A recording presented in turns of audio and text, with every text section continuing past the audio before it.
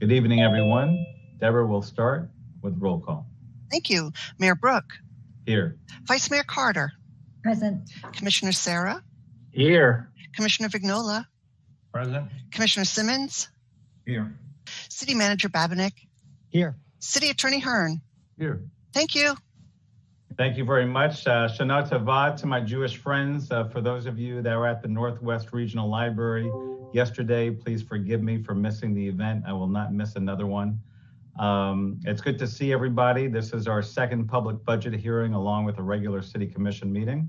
And if you would please join me in a moment of silence. My moment of silence will be in honor of Supreme Court Ruth Bader Ginsburg.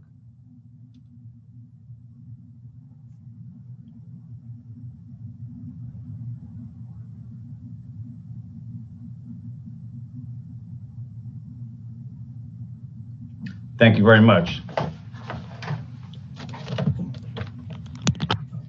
Joshua, as teachers are my favorite professional, and I serve with you. If you'd be kind enough to lead us in the Pledge of Allegiance. All right.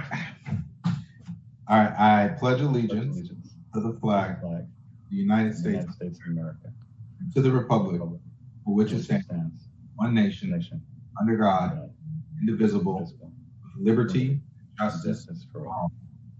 Thank you very much, Commissioner Simmons.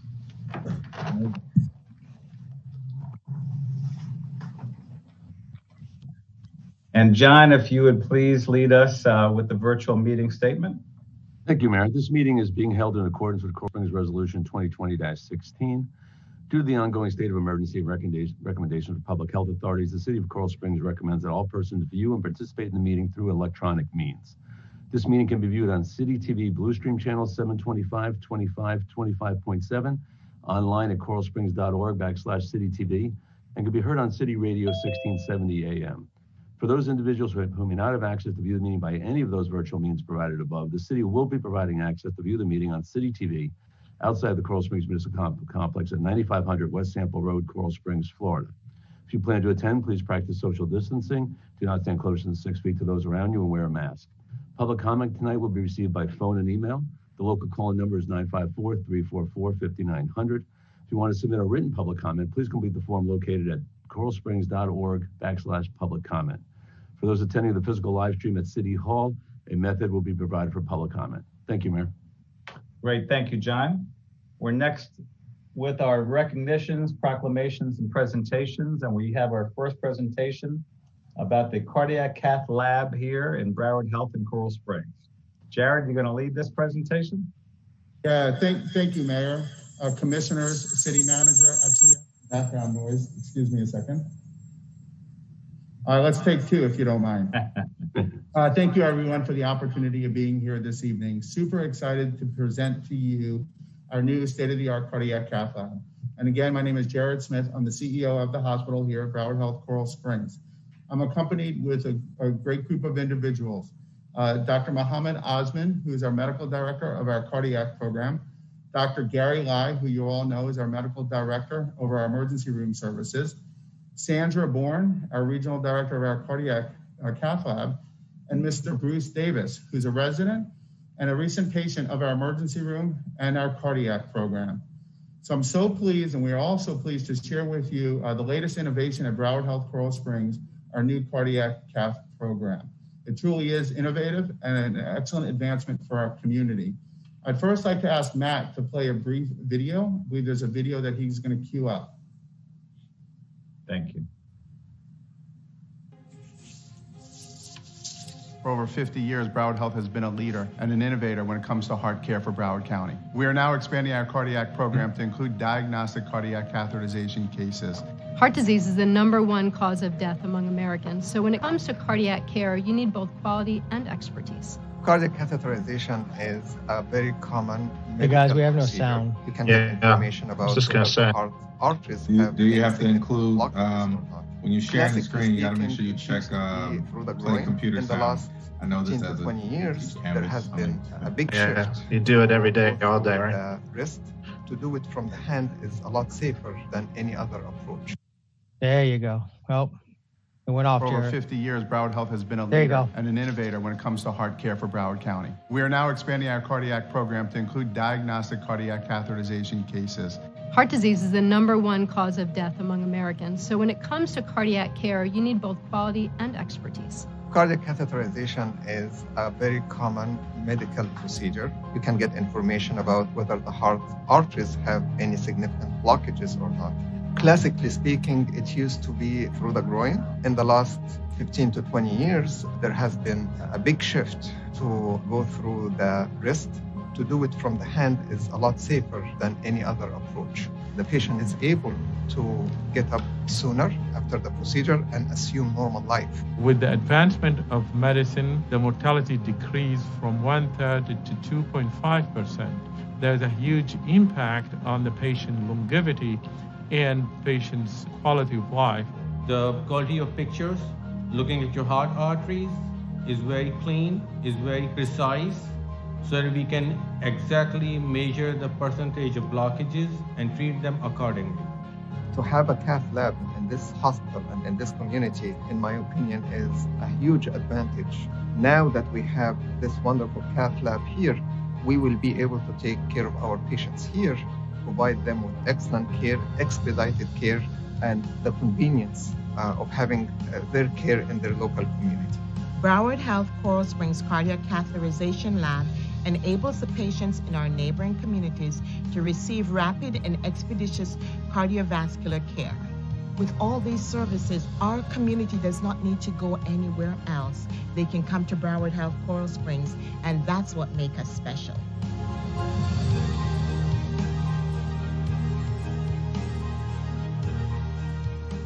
It's exciting, Jared. It's very exciting, Mayor. You know, look, as we shared in the video, we have a history of being innovative. Broward Health Medical Center, back in the September is my 60s, favorite performed month. the first pacemaker It's ovarian cancer clinic in the awareness entire month. country. It's turned the town In the teal 60s, we also performed month. our Teal first is the color of cardiac ovarian catheter cancer, like organization pink is and for our breast first open cancer. heart procedure. So Broward Health, as you know, is very well regarded in heart care. And so we're excited here in Coral Springs to be able to provide those services closer to home. And I must say a special thank you to the city manager in his previous role as the former chief of the fire department, Chief Babinett, our current chief, Chief McNally, and Chief Cardona. Well, we worked very closely to review city data and to understand the healthcare needs of our community so that we can provide these services for our residents, not only of Coral Springs, but the surrounding community. So a special thank you that goes out to them who we work closely with each and every day. I'd like to take a minute to introduce Dr. Mohammed Osman, our medical director, who's going to provide an overview regarding the services of the lab. Dr. Osman? Great, welcome, doctor. Hello, everyone. So I want to take that opportunity to thank the team here at Coral Spring Hospital. There is an amazing team here who has been working tirelessly for the past several months to get to where we are today. The cath lab now is functional, it's open. We are able to take care of our patients here. And I will share some stories with you. So I want to thank Jared and the entire team, administrative team here at Coral Spring Hospital to make this a reality. Now, I want to emphasize one point. As we all know, taking care of heart patients has multiple aspects. One of them, and one of the most important factors, is time. When we have a patient, let's say with a heart attack, time is everything. And to be able to take care of our patients here in the local community with this cath lab is just a paradigm shift of how we manage our patients here. In the past, we used to arrange for those patients to be transferred to other facilities. And even though we were able to take care of our patients, by doing that, we were losing time. And when it comes to heart care, time is everything. So that's one aspect. And by addressing the time factor, I think that we're talking not only about quality, but also about simply, to put it simply, life and death. Another aspect also is the quality of the work we do here. we are in Broward Health System in general, and this hospital in particular, pioneering the most up-to-date aspects of heart care. And one of the things that we do here is the vast majority of our patients, we do their cardiac cath through the wrist. And as most of you know, that has a big advantage from complications point of view, from patient comfort point of view. We can do a very complex cardiac procedure, and in less than half an hour, the patient is up and mobilizing around. So this is a big advantage. So we are very excited to have all of that here. It is, in my opinion, an indispensable service to our local community. And I am very grateful to be part of the team who is providing that service. And you all know Dr. Gary Lai, our medical director of our emergency room. Thank you, Jared. Hi, Mayor Brooks. Hi, Dr. Lai. And everyone. Yes, thank you for this time again. But I just want to let you all know like how proud I am to be a part of this organization. You know, I started 6 years back, and you know, everything is top notch here. When it comes to stroke, we won all the top awards for our primary care stroke center. When it came to this COVID pandemic, we kind of led the way in like successful outcomes and, adapting. And you guys have been along the way with us each step and, keeping us, keeping updated with us. And this new cardiac cath lab program is just, it's amazing what it can do for our, patients and for the city of Coral Springs and Parkland. And this all comes from like a huge collaboration amongst EMS, our hospital system. And, this all starts from the leadership under the directorship of Dr. Antevi. The Coral Springs Parkland Fire Rescue Department has always like set the bar as far as like the standard of care, under former Chief Babinek and now Fire Chief McNally, as well as EMS Chief Cardona. They've always been, top notch. And, we love working with them. We have a great relationship.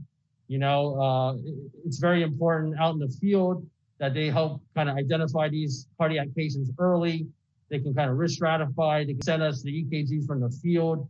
And from there, we can notify Dr. Osmond, the cardiac cath team, and get everything moving before the patient even arrives. So I'm super excited about that, and, can't thank our leadership enough, Jared, our administrative team here, going through this unprecedented COVID pandemic times, they've still been able to kind of keep things pushing and bring this, cardiac cath to Broward Health Coral Springs.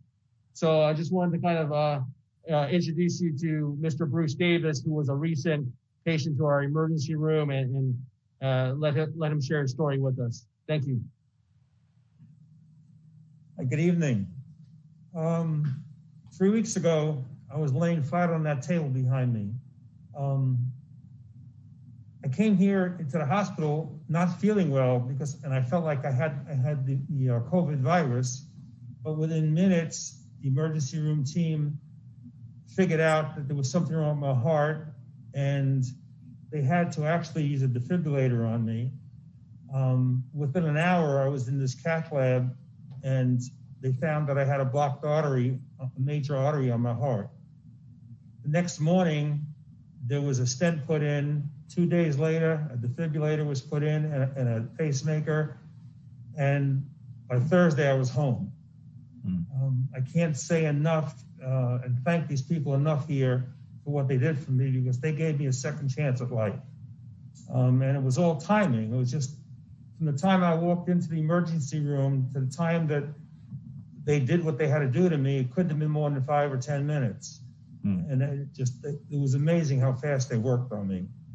So I need to thank them immensely, especially the emergency room people, because without me being here at that time, I wouldn't be standing here and talking to you right now. Well, Bruce, we're very happy to meet you and see you, and very happy to hear about the results. Thank you for sharing with us. Have a good evening. You too. Mr. Davis, thank you as well. Thank you for entrusting your care to us. Everyone, thank you so much for the opportunity of being here this evening with you all. we've assembled quite a group of physicians and cardiologists and nurses and techs, and we're able to provide world-class care right here in our community. A special thank you to the entire commission and to EMS.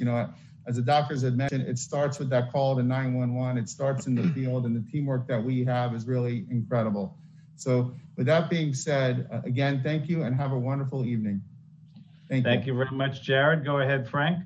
Mayor, if I may, this is a long time coming, and I just want our residents to know that this is really a major asset to the community. Once Broward Health Coral Springs gets to the next level of being able to provide emergency procedures, it'll offer that just really important intervention within our community. And a lot of the calls that we run that this will benefit will have even a higher level of positive outcomes due to this technology and this asset being within our paramedics, fire paramedics out on the street are second to none. And the pre-hospital care will only be enhanced by what the hospital is providing. So Jared, thank you you promised me years ago that you would get this up and running, and thank you for doing that. And I truly appreciate it. Thank you. It's a great benefit to our community and will help save other lives besides Mr. Davis, I'm sure.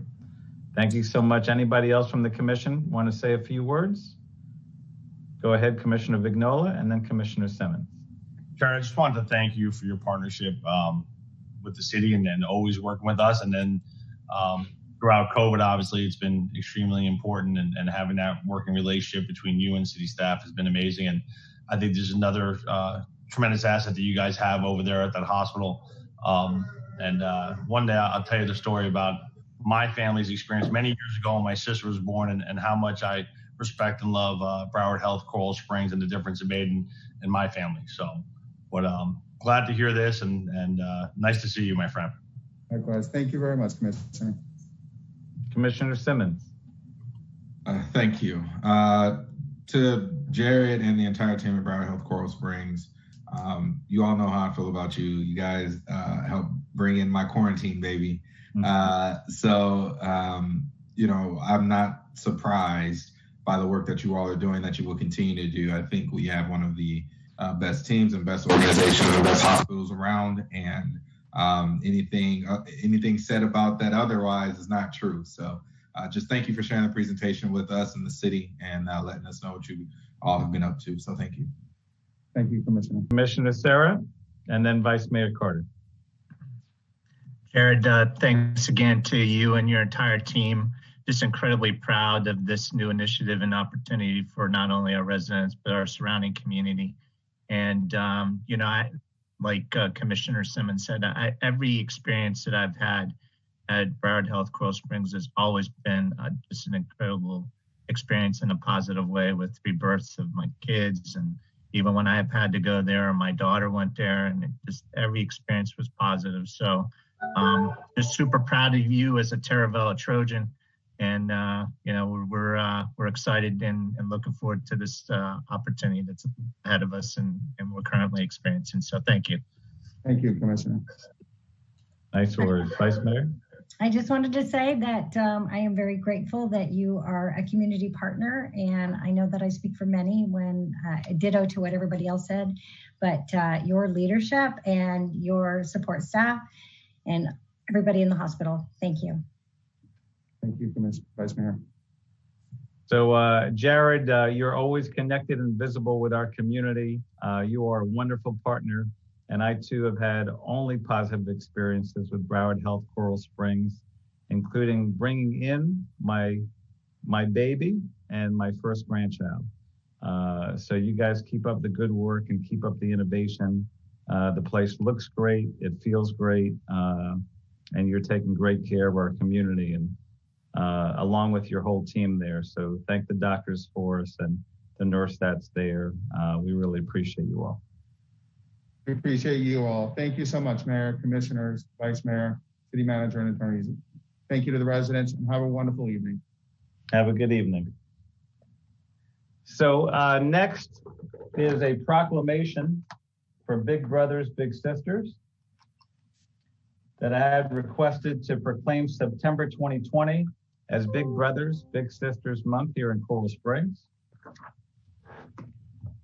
So as they're getting up the certificate, and hopefully we have somebody to be able to accept, is Chad Van Horn here? Yes, Mayor. Yes, Mayor. Chad Van Horn here. Wonderful, wonderful. So I just want to share the certificate and what it says in the program. BBBS, Big Brothers, Big Sisters of Broward County, believes that by changing the course of young lives, we shape our community's social and economic future. With this objective in mind, it's created more than 1,500 mentoring matches each year, and it partners parents, guardians, volunteers, and others in the community to help our youth achieve higher aspirations, greater confidence, better relationships, avoidance of risky behavior, and achievement of educational success. So I'm going to go ahead and read this, Chad, and then I'll hand it over to you.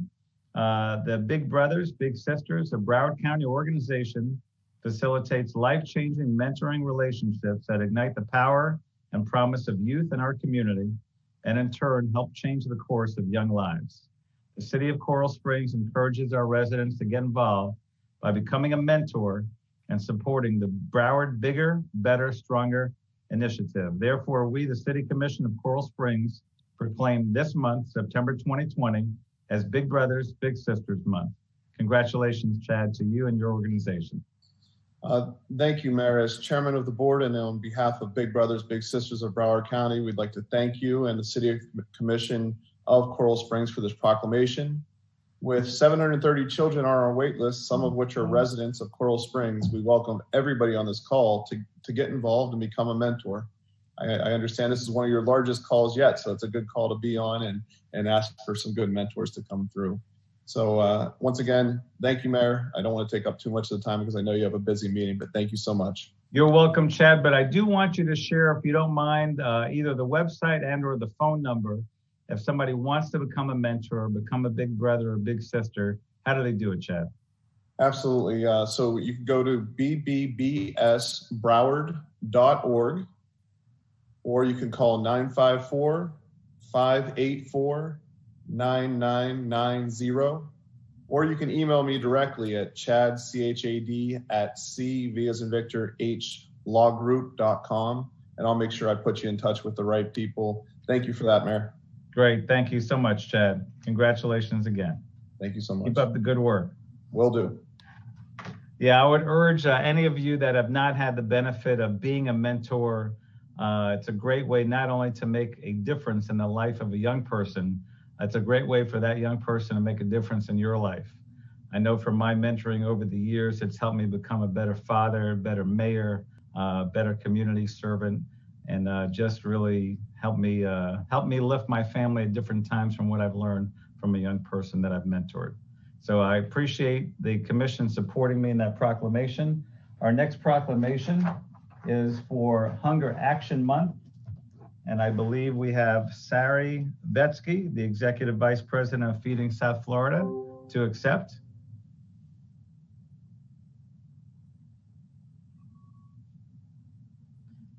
Hi, this is Michelle Fernandez. I apologize. Sari sends her regrets, but I am here to accept it on her behalf. Great, Michelle, great. So I'm gonna read this and then you can share a little bit about your organization. Okay, Michelle? Yes, thank you. So this is a special proclamation for Hunger Action Month. It's an initiative created by Feeding America to help raise awareness about the issue of hunger in the United States and our local communities. Feeding South Florida, local Feeding America Food Bank is the leading domestic hunger relief organization for Palm Beach, Broward, Miami-Dade, and Monroe counties, serving 25% of the state's food insecure population. This year alone, Feeding South Florida has distributed 119 million pounds of food and grocery products. Our community is thankful for Feeding South Florida's efforts to make a difference in year-round. Therefore, we, the City Commission of Coral Springs, proclaim September 2020 as Hunger Action Month. Congratulations, Elizabeth. So Elizabeth, if you'd share a little bit about your organization and your mission. Absolutely. Thank you, Mayor Brook, and thank you very much for the opportunity for us to be here this evening. So we are so pleased to have the City of Coral Springs recognizing Hunger Action Month. One of the slogans that we have this month is encouraging people to go orange, whether that's individuals or companies or cities. And we know that, you know, a single color isn't going to solve hunger, but it does initiate conversations, does start conversations, just as the proclamation this evening does as well. So thank you very much for that. I do want to back up a little bit and share a little bit more about Feeding South Florida for those of you who are not as familiar. So we are the largest food bank in South Florida, and we serve the Quad County area here, Palm Beach, Broward, Miami-Dade, and Monroe counties. And we are a member of the Feeding America network of food banks, of which there's 200 nationwide. So as a food bank, you know, we're really doing the work of bringing in excess food from the community, whether that's from agricultural farms, major retailers, just as a couple of examples, and redistributing that back out to folks in the community who are in need. And we do that through a network of 300 partner agencies that we have through our Client Choice Pantries. And then most recently, as many of you have seen and have been involved in, our drive-through distributions that have been taking place. And so the reason why that work is so important is because even before COVID in South Florida, 706,000 people were experiencing food insecurity. And so that was about 1 in 8 adults or 1 in 5 kids. And unfortunately, as you can imagine, during COVID, since mid-March, we are now serving about 1.4 million people. So 1 in 5 adults or 1 in 5 or 1 in 4 children, 25% of children in South Florida are now food insecure. And, you know, what has been remarkable to see during COVID is kind of the best of humanity come out, and folks like yourselves over at the City of Coral Springs coming out and helping us to organize these drive-through distributions. We ended our fiscal year with over 119 million pounds of food distributed to the Quad County service area, and that's the equivalent of 99 million meals. And that was nearly double what took place the previous fiscal year, and that was really because of these partnerships that we have forged with folks like yourselves. And so we really can't do it without you. We're very grateful, and I know I've shared a lot of stats already, but I'd be remiss to not share with you the specific information that we have for the City of Coral Springs. So together with your support, we have provided 261,070 pounds of food to our friends and our neighbors in Coral Springs. And that took place across 9 distributions, which were taking place week after week. That's the equivalent of over 217,000 meals served to over 25,000 people in the City of Coral Springs. So thank you very much to each and every one of you who have supported that. It truly is a team that has come together to make that happen. And we here at Feeding South Florida, we're continuing to serve those in the community who are in need of food. We'll continue to work with those partner agencies with these drive-through distributions. We just launched a commercial kitchen up in Boynton Beach, which will also be serving the Tri-County area. And truly, we believe that ending hunger is possible, and getting food into the hands of those who need it is the first step. But we are internally launching workforce development programs and job training programs. And, we know that we can take additional steps toward breaking the cycle of hunger. And we look forward to doing that alongside all of our partners, including the City of Coral Springs. So once again, thank you very much for the opportunity and for all that you guys have done to highlight hunger and to impact those who are experiencing food insecurity in South Florida. Well, thank you, Michelle, for sharing everything with us and for doing such a great job. We're happy to do whatever we can. And how can people take an action step now to support your organization? Yeah, absolutely. So for those who are able, we are still open to volunteers, of course, abiding by all CDC protocols. So if you want to do kind of that hands-on work, you can either do that at our warehouse or during the distributions, as you all were doing before. And I understand that there were quite a number of your team working on those. If you're able to make a monetary contribution, $1 does provide 9 meals back to the community, thanks to the partnerships and efficiencies that we have. So the impact truly does multiply. So those are kind of the two primary ways. And then of course, also simply spreading the word to people who might be in need of food assistance and might not be aware of what programs are in place, because we really can't know by looking at someone if they are experiencing hunger. And so kind of having that front of mind and being able to refer them over to us so we can get them connected to the right resources is certainly a third way to be involved. Thank you. What is your website and the phone number? Yes, that's www.feedingsouthflorida.org. And the telephone is 954-518-1818. Great. Thank you so much, Michelle, and congratulations. Thank you. So our next proclamation is for International Day of Peace. And we need that more now than ever before. Wouldn't you guys agree? So in 1981, the United Nations proclaimed September 21 as the International Day of Peace throughout the world. In Coral Springs, we acknowledge and endorse the growing support within our city to observe this day, and we encourage our residents to find ways to establish peace in their homes, community, and workplaces. As you see here in the special proclamation, as peace remains humanity's guiding inspiration, we encourage residents to join the United Nations and Coral Springs in celebrating today, September 21, 2020, as the 38th International Day of Peace.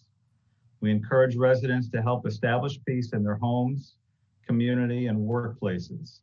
Therefore, we, the City Commission of Coral Springs, proclaim September 21, 2020 as International Day of Peace. And I believe we have many members of the Multicultural Advisory Committee here to accept this proclamation. Addie, are you one of the members?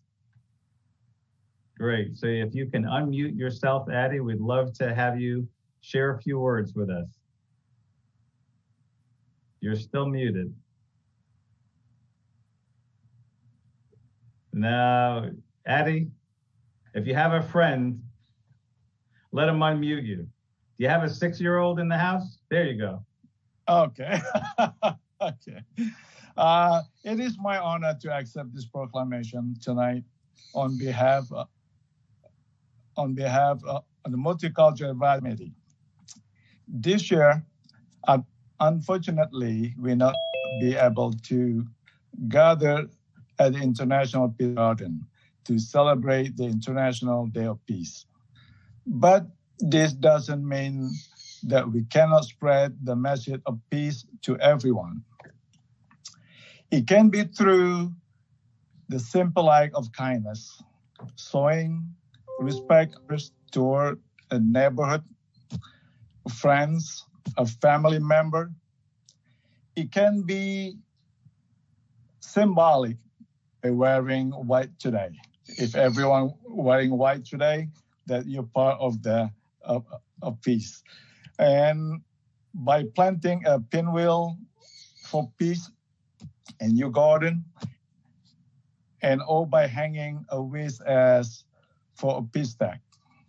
Again, I will be humble and honored to accept this proclamation. Thank you, Mr. Mayor, and the distinguished guest and member in participating this evening. Great, thank you, Addie. So while in future years and maybe in past, we'll ask for a moment of silence at noon, tonight we're asking that to occur at 9. So at 9 p.m., if you'd give a moment of silence for peace, our city would really appreciate that. Addie, thank you for being a part of our Multicultural Committee and for accepting the proclamation. And Vice Mayor, thank you, since you have white on and you've always been involved in the International Day of Peace, would you like to say a few words? I'm just very proud of the community and their efforts. And it was sad this year not to be able to gather and express all our different levels of peace. We have so many. And once COVID's over, we will be back the first Saturday of the month at 7 a.m. walking in the Peace Garden. Thank you, Addie. You're welcome, Vice Mayor. And thank you for everybody at the city for arranging the recognitions and proclamations. Next on the agenda is public comment. Deborah, about how many signed speakers do we have? I currently have 2 on the line. The first will be Mr. John Biggie, and Robert is here this evening to assist us with connecting. Great. Thank you, Deborah.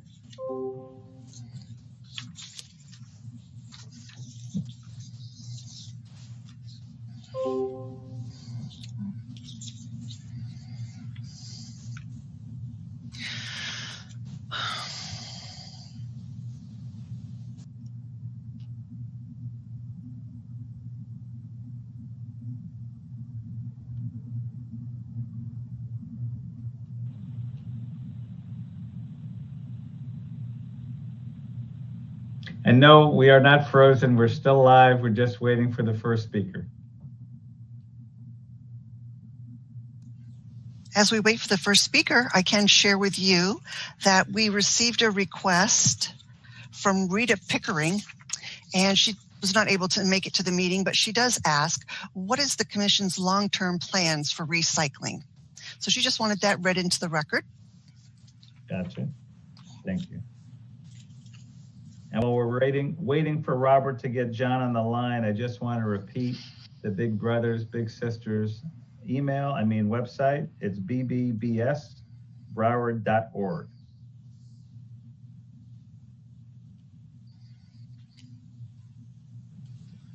Hey, Mr. Mayor, I have John on the line. All right, great. Hey, John. Hello. John, if you can let clearly? us know your name and address, we would appreciate it. John Biggie, 3740 Northwest 126th Avenue, Coral Springs. Great, welcome. So what would you like to share with us tonight? I guess the EDAC is coming up in a few minutes, but I just wanted to say it's my honor and privilege to be considered for a position on that board, and I look forward to helping the city continue to move forward and become a greater city than they already are. Great, thank you, John. Thank you. I look forward to being at least one of the appointees, and I want to thank you for your work on our Economic Recovery Task Force. You've been a great part of that, and thank you so much, John. Thank you. Appreciate it. Great. You have a nice evening. And our next speaker, Deborah? Our next speaker will be Natalie Gutman.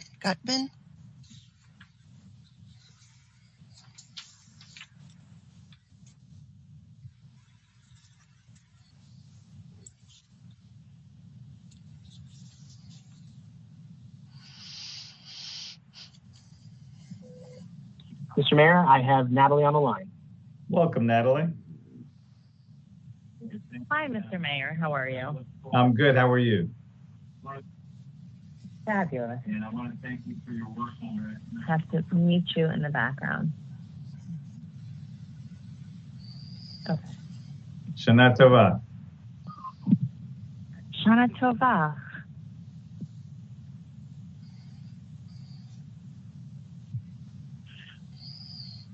If you'll give us your name and address, you can share your comments with us. Natalie Gutman. My address is 2844 Northwest 95th Avenue. First of all, I wanted to thank the city, starting from the city manager, for their tremendous support in our food distribution. I've always said good leadership comes from the top, and I say that not only in practice but in action. How many city employees have come out to support us, and I have a tremendous amount of appreciation. The second thing is a safety concern I have. about the crosswalk, specifically on Sample and University on the westbound side of the road, that there is a transformer there, and it makes it very difficult for cars to see people on the crosswalk, and they don't stop. And because of that, it definitely is a safety issue. And if we're budgeting things into the city for this year, perhaps we can figure out a way to make that area safer, specifically on the west side of University. On the northwest side? The northwest side of University, basically from that whole shopping center, and eventually it'll be redone. But in the meantime, people use it all the time. Additionally, the art walk, there's only lighting on the north side of the road and not the south side. And where that crosswalk was built specifically for the art walk, you can't see at night at all if you're walking across the street. Okay, we'll definitely take a look at that, Natalie. And thank you and Chabad for all of your efforts helping our Hungary during COVID. Thank you very much, Natalie. My pleasure. Be well. Mayor, I received 2 signed speakers, and they both requested to have their time yield to Mr. Jim Devine, and he is currently on the phone. All right, very good. Welcome, Jim. Or will be. When he gets here, I guess.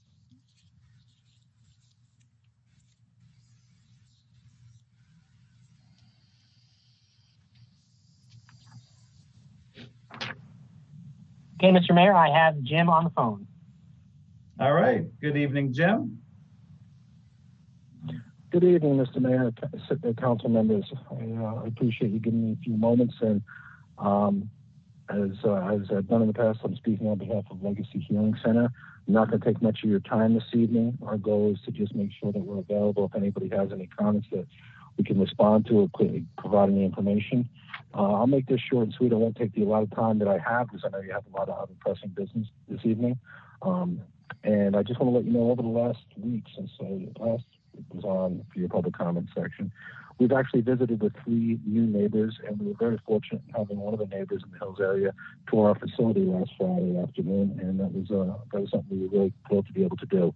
We visited with two of the neighbors in the Hills area at their home, and one of them on the phone. And as I said, we had one family, husband and wife, come and join us and take a tour of our facility. And it was great. It was a great opportunity for us to tell them a little bit about who we are and what we do. And I just want to extend the offer to anybody in Coral Springs. If they want to learn a little bit more about us, my number's on the record. I'd love to have the opportunity to chat with them either on the phone or in person, tell them a little bit about who we are and what we do, and answer any questions they may have.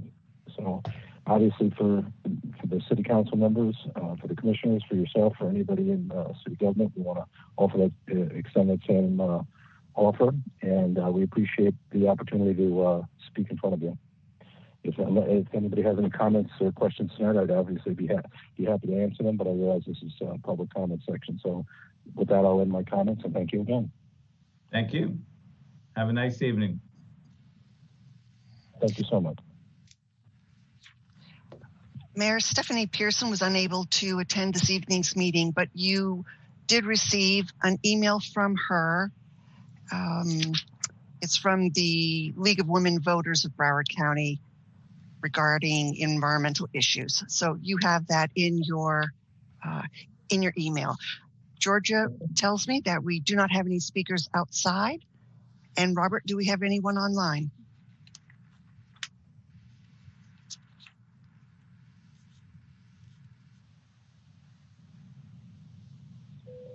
We have no more callers on the line. All right, very good. So our public comment portion of the meeting is concluded. We're now on to public hearings, special meeting announcements. The first is resolution 2020-052, fiscal year 21, final millage rates. Mayor, this is a resolution of the City Commission of the City of Coral Springs adopting, certifying, levying a millage rate of 5.8732 on tangible personal property and accessory property located within municipal limits of the City of Coral Springs, Florida, which is 0.2724 or 4.86% more than the rollback rate of 5.6008 mils, and establish a debt service millage rate of 0.2412 for fiscal year 2020-2021, providing for an effective date. Mayor's request to hold a public hearing and adopt. All right, this is a public hearing. Is there anyone that would like to be heard?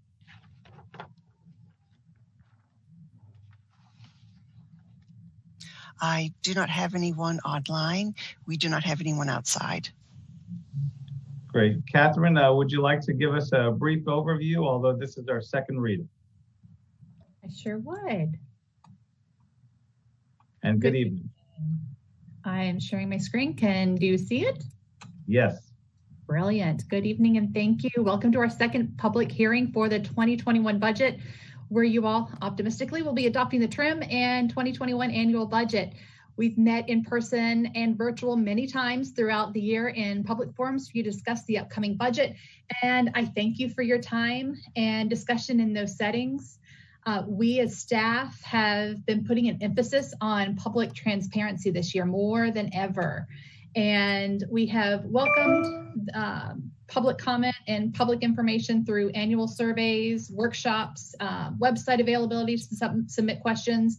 But this year, with the help of communications and marketing, we took our transparency to social media, where we added 5 Finance Fridays posts each week leading up to last week's first public hearing. And last year, we had posted 2 budget videos, which are still relevant and gives our public the chance to understand the budget at a high level and also start to dive in. The budget document that I'm really proud of that we posted a couple weeks back so people can look through the budget and see what is planned. We also offered a budget academy this year, which I believe it was a success. The people really, they rated it highly. So that was also a way of trying to reach out and get the information public.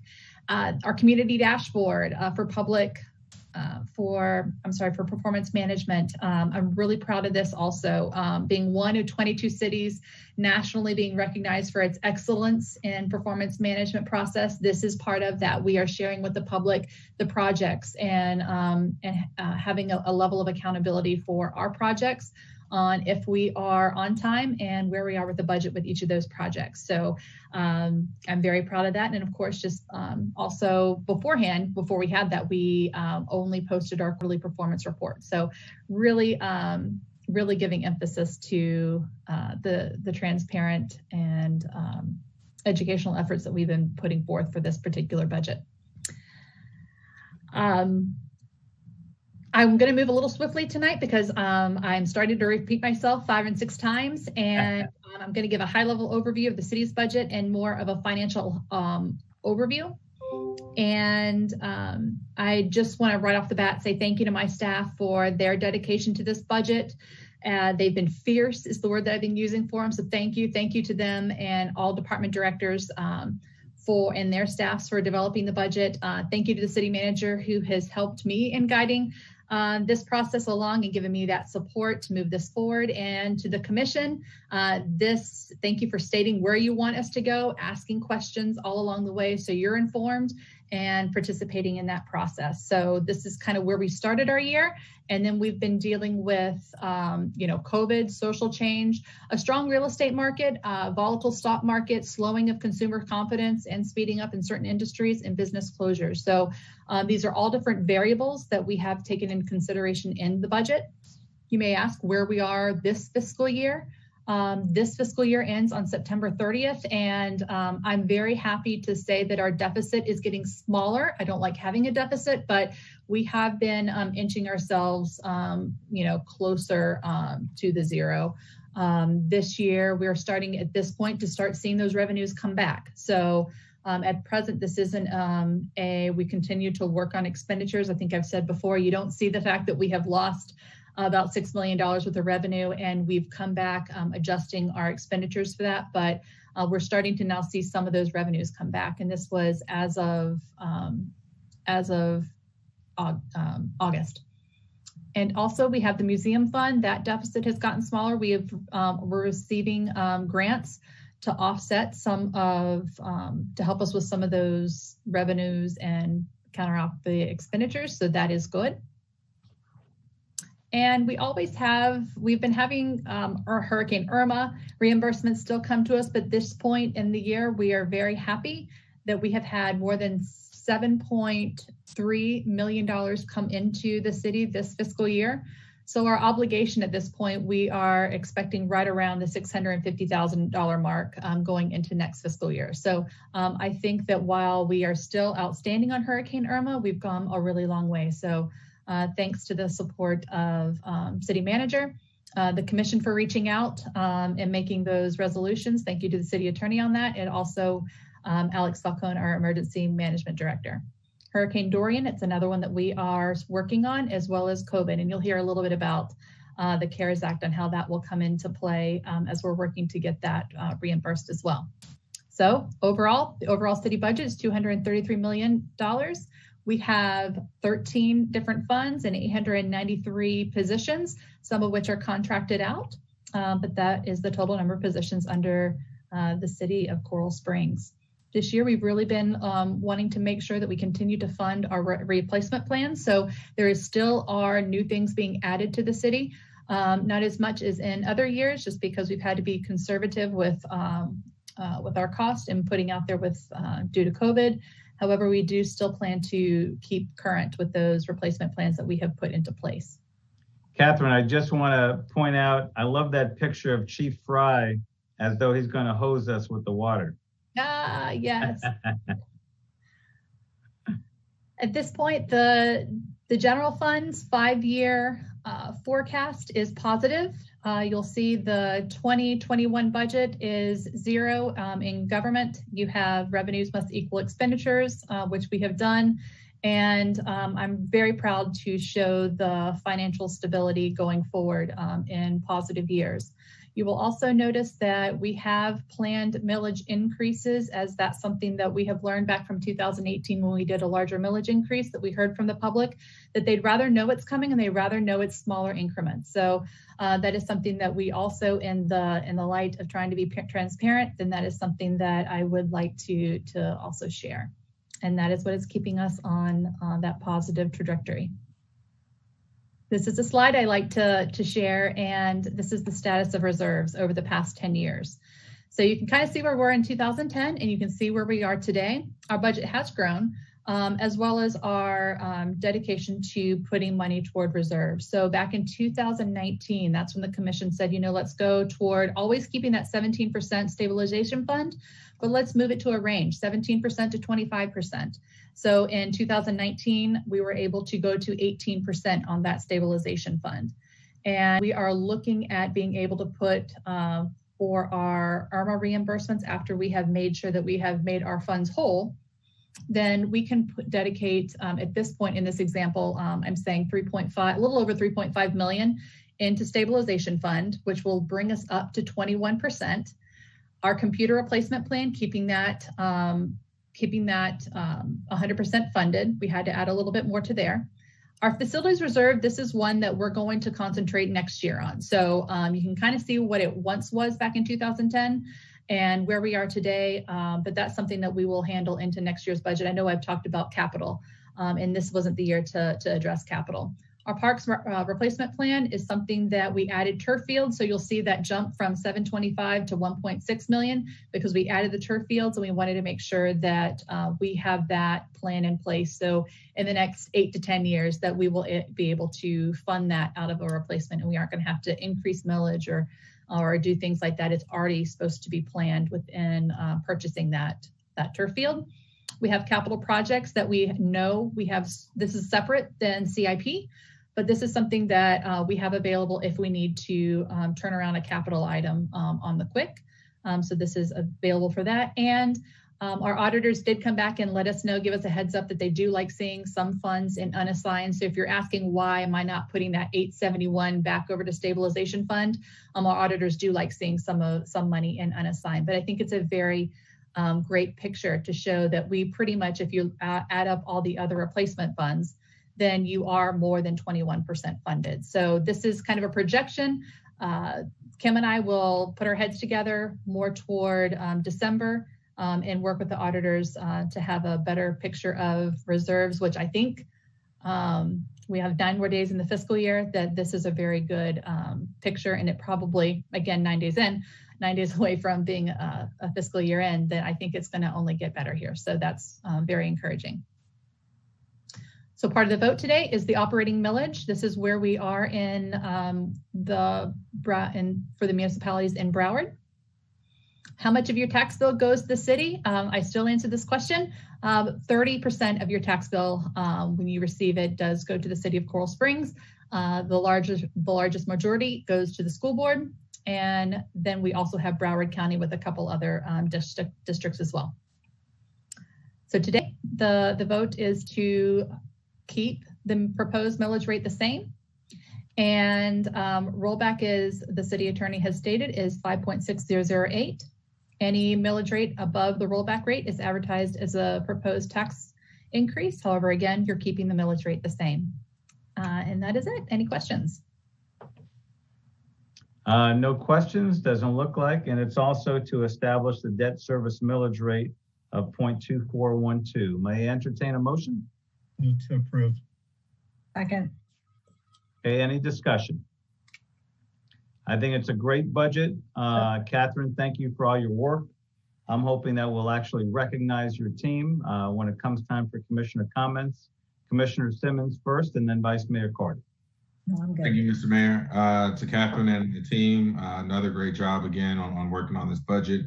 Obviously, you know, kind of had to turn around and do a lot of extra work because of COVID. And so I hope that, you know, as we move into preparing for the next cycle's budget and things like that, we'll really have to cut our teeth as commissioners and as city staff to figure out the best way forward. I just want the residents to know that although it is being proposed as a tax or a millage increase, it is not. It is the same as it was when we passed it back in 2018. We moved the millage rate back to in 2018. So, you know, please be mindful of that. As with anything in life, things become a little expensive. What we're trying to do here at the city is make sure that we aren't, you know, crushing you all, burdening you all with undue taxes. And so I think everything that's in this budget is necessary. And, you know, as we continue to move forward, I know myself and my colleagues will always look out for the best interests of the residents, but also as well as the services that we provide to you all here in the city. So thank you, Mr. Mayor. Great. You're very welcome, Commissioner. Any further discussion? Okay, all in favor, please say aye. Aye. Aye. Any opposed? All right, carries unanimously. Next is ordinance 2020-121, second reading fiscal year 2021 budget. This is an ordinance of the City Commission of the City of Coral Springs, Florida, finalizing and adopting the annual operating budget and capital improvement program for fiscal year 2020-21, reviewed, modified, and approved by the City Commission at meetings held on July 22nd, 2020, September 14, 2020, September 21st, 2020, which includes the budget for the general fund, water and sewer, fire, solid waste, charter school, stormwater, public art, debt service, health and liability, equipment services, tree trust funds, museum fund, and the capital improvement program funds. Providing that in the event of variation from the total budget is or becomes necessary, this ordinance shall be amended only by a subsequent ordinance consistent with Chapter 166 Florida statutes, the Charter and Code of Ordinances of the City of Coral Springs, Florida. Providing for severability, providing for conflict, providing for an effective date. This request to hold a public hearing, approve, and adopt. Great, thank you, John. This is a public hearing. Is there anyone from the public that would like to be heard? No, Mayor, there is not. All right, very good. Go ahead, Commissioner Sarah. I didn't say anything. I'm sorry. Commissioner Vignola, please, Mayor. I'll second it though. Great. Any discussion? All in favor, please. Go ahead, Commissioner Vignola. I just wanted to thank staff. Catherine, obviously you and all your staff, but all the way across the board and all the hard work that went into this. I know it's budgets are always difficult to do, especially in a year like this. This is unimaginable, but I think it's something that you guys should all be very proud of. I know we're all very proud of the work that you guys did to make this all come together, and we're very, very appreciative. And I think it's a very solid, honest budget. And yeah, thank you very much for all your hard work. Great. Wonderful. Any further discussion? All in favor, please say aye. Aye. Aye. All right, carries unanimously. Next is item number 7, conditional use approval, self-storage facility. And Mayor, we're going to take item 7 and item 8 as a companion, and we'll take them as one public hearing, 2 separate motions. The quasi-judicial on both of these has been waived. There has been no affected parties. So we'll just have a public hearing. So I'll read them both into the record. The first is the conditional use approval, which is a request to hold a quasi-judicial public hearing and public hearing to approve petition of Compson of Colorado LLC for conditional use approval in accordance with section 250638 conditional uses of the Land Development Code for construction of a self-service facility in the Industrial Research and Development Zoning District located at 3600 Northwest 124th Avenue, legally described as Lot 5, Block B, Greater City Coral Springs Research and Development Park Edition, and authorize City Attorney's Office to draft an order approving CA 20-001 and adopt said order. That again is a request to hold a public hearing. The quasi has been waived, approve, authorize, and adopt. And the companion is a special exception for the same self-storage facility, which requests to hold a public hearing and approve the petition for a special exception from section 250816 of the Land Development Code relative to reduction in the number of required off-street parking spaces in the Industrial Research and Development Zoning District located at 3600 Northwest 124th Avenue, legally described as Lot 5, Block B, Greater Coral Springs Research and Development Park Edition, and authorize City Attorney's Office to draft special exception ordinance 20-001 and adopt said order. So Mayor, it's a public hearing and then request to approve by two separate motions. Got you. Okay, is there anyone from the public that would like to be heard? No, there is not, Mayor. Okay, may I entertain a motion for item number 1? Move to approve. Second. All right, we got a second from Commissioner Sarah. Any discussion? All in favor, please say aye. Aye. Aye. Carries unanimously. And may we hear a motion for item number 2? Move to approve. Need a second for the special exception. Vice Mayor Carter? It was actually Commissioner Simmons. Oh, it was. Okay, gotcha. Wonderful. Any discussion? All in favor, please say aye. Aye. Aye. All right, carries unanimously. Next is item number 9, special exception for Tire Kingdom. Mayor, similarly, item 10 is also a special exception for Dunkin' Donuts. They are joint properties. It's the same request and reasoning for the exception. There have been no affected parties in a timely manner. There may be an individual from the public, however, available, but we can do this in one public hearing again for the 2 items. So I will read them into the record. The first is from Tire Kingdom, which is a request to hold a public hearing to approve petition of TBC Corporation for a special exception from section 250595 landscaping of the Land Development Code relative to reduction in the required landscape strip between the abutting right-of-way and the off-street parking for the construction of parking improvements in the General Business B3 zoning district located 8181 Wiles Road, legally described as the west 181.93 feet of parcel 8 Pine Grove Plaza, and authorize City Attorney's Office to draft an order approving SC 20-005 and adopt said order. To request to hold a public hearing, approve, and authorize. The second one is also a special exception for the Dunkin' Donuts property.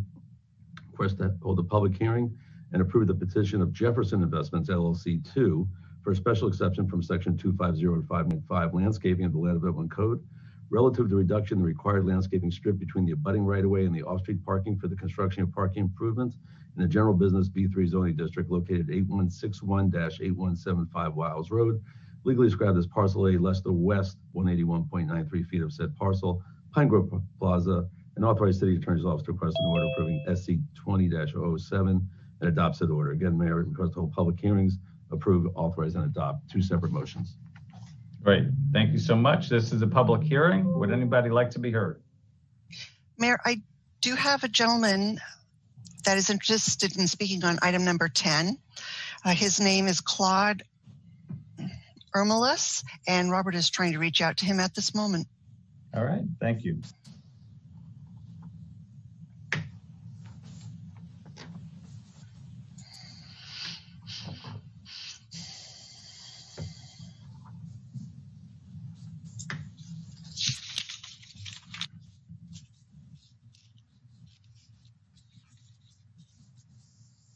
Deborah, that was just item number 10? Correct. Okay. Can we go at 9 then? Sure. You can go ahead, Commissioner. You want to move it? I'll go ahead and move it. I'll second. All right. Any discussion on item number 9? All in favor, please say aye. Aye. Carries unanimously. Thank you, Commissioner. Mayor, Yes. the speaker is now in the meeting. Robert, would you connect the speaker, please?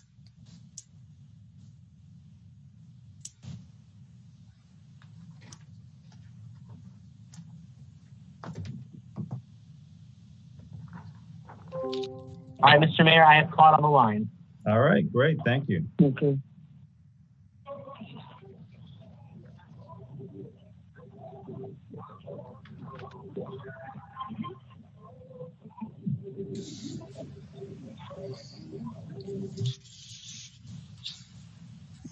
The speaker that is on the line, I do have his name and address. It's 3290 Northwest 39th Street here in Coral Springs. Great. Claude, whenever you're ready, we're ready for you. Yeah, I just get a letter for the meeting to watching the meeting on the Zoom, you know. I just call, ask how I can participate on it, you know. So I don't really have anything to say, you know. I just want to call you as my information. So if anything, if you guys need me, you can call me on my phone number. I don't have nothing specific I want to say. Okay. Well, we're happy to say hello to you as well. How you doing, sir? All right. So you're my number. If anything happens, you want to call me, you know, you can call me anytime you want to. Feel free to call me, but I don't have a special anything to say. And Commissioner Simmons says you can call him anytime you want as well.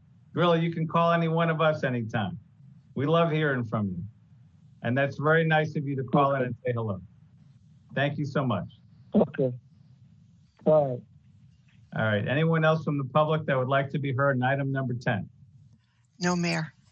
Okay. Great. May I hear a motion? Move to approve. Second. All right. Any discussion? All in favor, please say aye. Aye. Aye. Any opposed? All right. I'm going to hand it over to Vice Mayor Carter for consent, and I'm going to step away momentarily.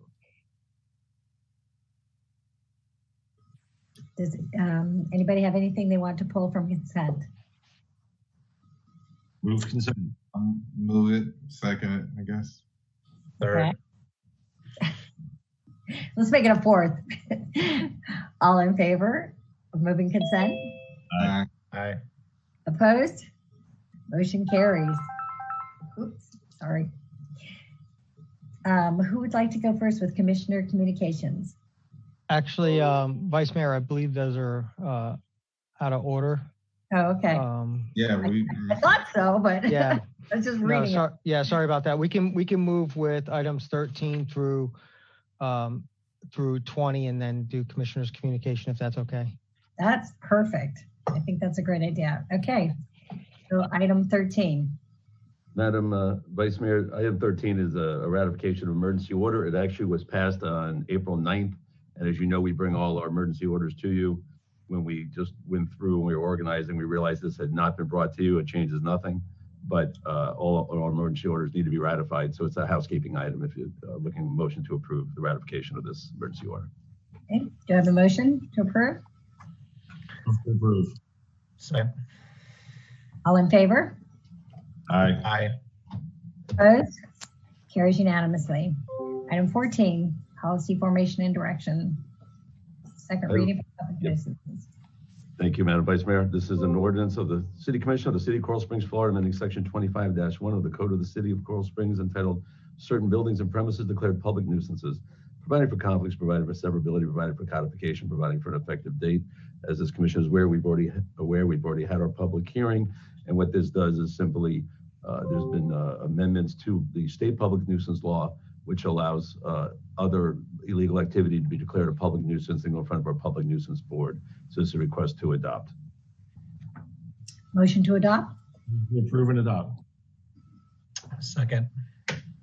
All in favor? Aye. Aye. Opposed? Carries unanimously. Item 15, second reading for affordable housing.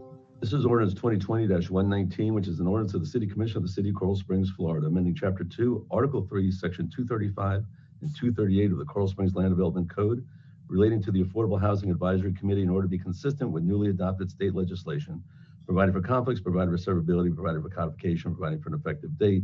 As you recall, there were some changes which also require a sitting commissioner to be on the advisory board. And that's going to be your next item, is this request to approve and adopt ordinance 2020-119. Motion to approve? Move to approve. Second. All in favor? Aye. Aye. Opposed? Carries unanimously. Item 16. Of course we do. So before you is a resolution which would appoint Joshua Simmons to the City of Coral Springs Affordable Housing Advisory Committee. I will move to approve Josh Simmons to said committee. I'll second. As long as he gives an acceptance speech. All those in favor? Aye. Aye. Aye. Opposed? Carries unanimously. Mr. Mayor. Great, thank you, Vice Mayor. We're on to appointments for EDAC, our Economic Development Advisory Committee. My understanding is,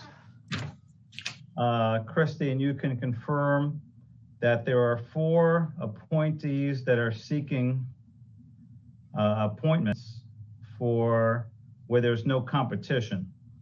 And that's Yuri Quispe for commercial real estate, Elise Alma Martinez for higher ed, Mark Mucci for professional services, although that I'm not sure of, maybe I think I'm wrong with that one, John Biggie for development and construction.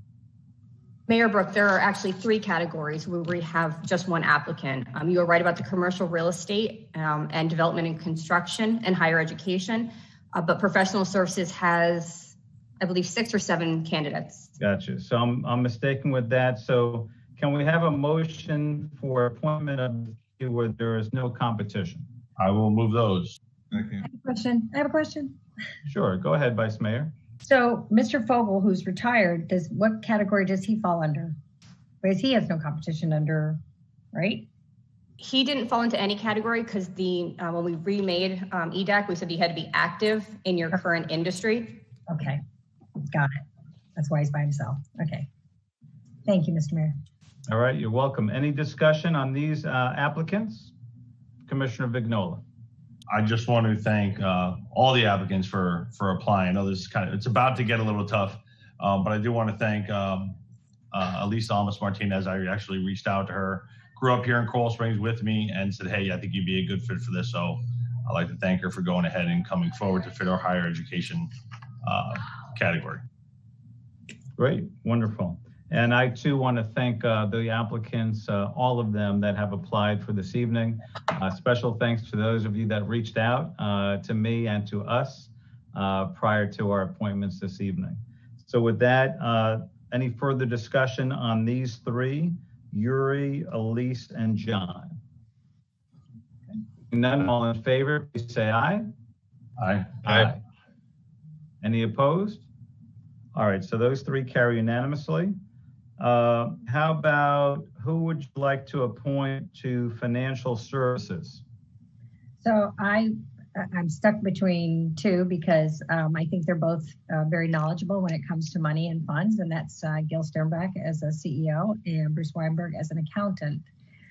Well, Kendra's also good too, but Gil handles a multitude of companies as well as Bruce. Bruce does too. So that would be a tough call between those 2 in that category. Okay, Commissioner Vignola and then Commissioner Simmons. I'd like to, I think both Bruce and Gil are awesome. I know Kendra Salerno is a regional manager for a couple branches for a bank. I'd like to make sure that we have women on this committee. I think that's important to have more women representation on this committee, and looking at the applications and fitting into categories. I think this would be a good fit for that. And that's kind of where I would go there for Bruce and Gil. There's also the professional services area as well that they could fit into. All right, thank you. And what we'll do, Commissioner Sarah, I think this is maybe your first meeting with competitive appointments. And I like to do this dialogue back and forth instead of one person saying, here's my slate. So that's okay with you all. I appreciate that. Commissioner Simmons and then Commissioner Sarah. Thank you, Mr. Mayor.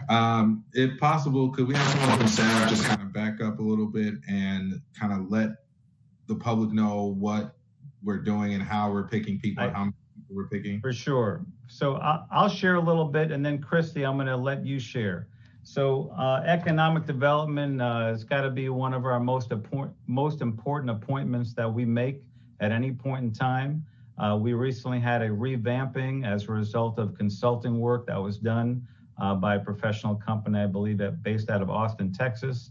So Christy, can you share a little bit about what we're looking for and what the consultants told us, and a little bit about the application process too? Sure. Yeah, Camoin Associates, they're based out of New York, but they have several offices around the United States, came in to do our economic development strategic plan. They started in April of 2019 and finished up in December of 2019.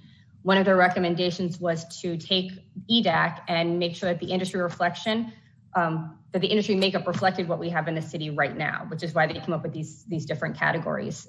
So we came before you in January of this year to approve it, and we started advertising immediately thereafter. We closed the application process on June 30th of 2020 and did the vetting process between then and now. Great. Commissioner Simmons, anything else you'd like to ask Christy? No, nothing else for Christy. I guess what I will say is I agree with, it's funny, as I agree with Vice Mayor Carter, as far, well, not agree, but I would pick Gil Sternbach. But also, I also agree with Larry, Commissioner Vignola as well, because when I was going through the list, I was making it a point to make sure that we did have participation for women in this committee as well, and try to get that as even as possible. So, right off the bat for me, for financial services, I would go with Gil. But depending on how we look for professional services, I like to keep them open for that one as well. Great. I also would love to see Gil somewhere on the EDAC. Also, Christy, are we limited to these 9? If we wanted to, can we add 2 other, I'm going to say, board members at large, if we wanted to? Or is it too late in the process? I think that may be a question for John. I don't know if legally.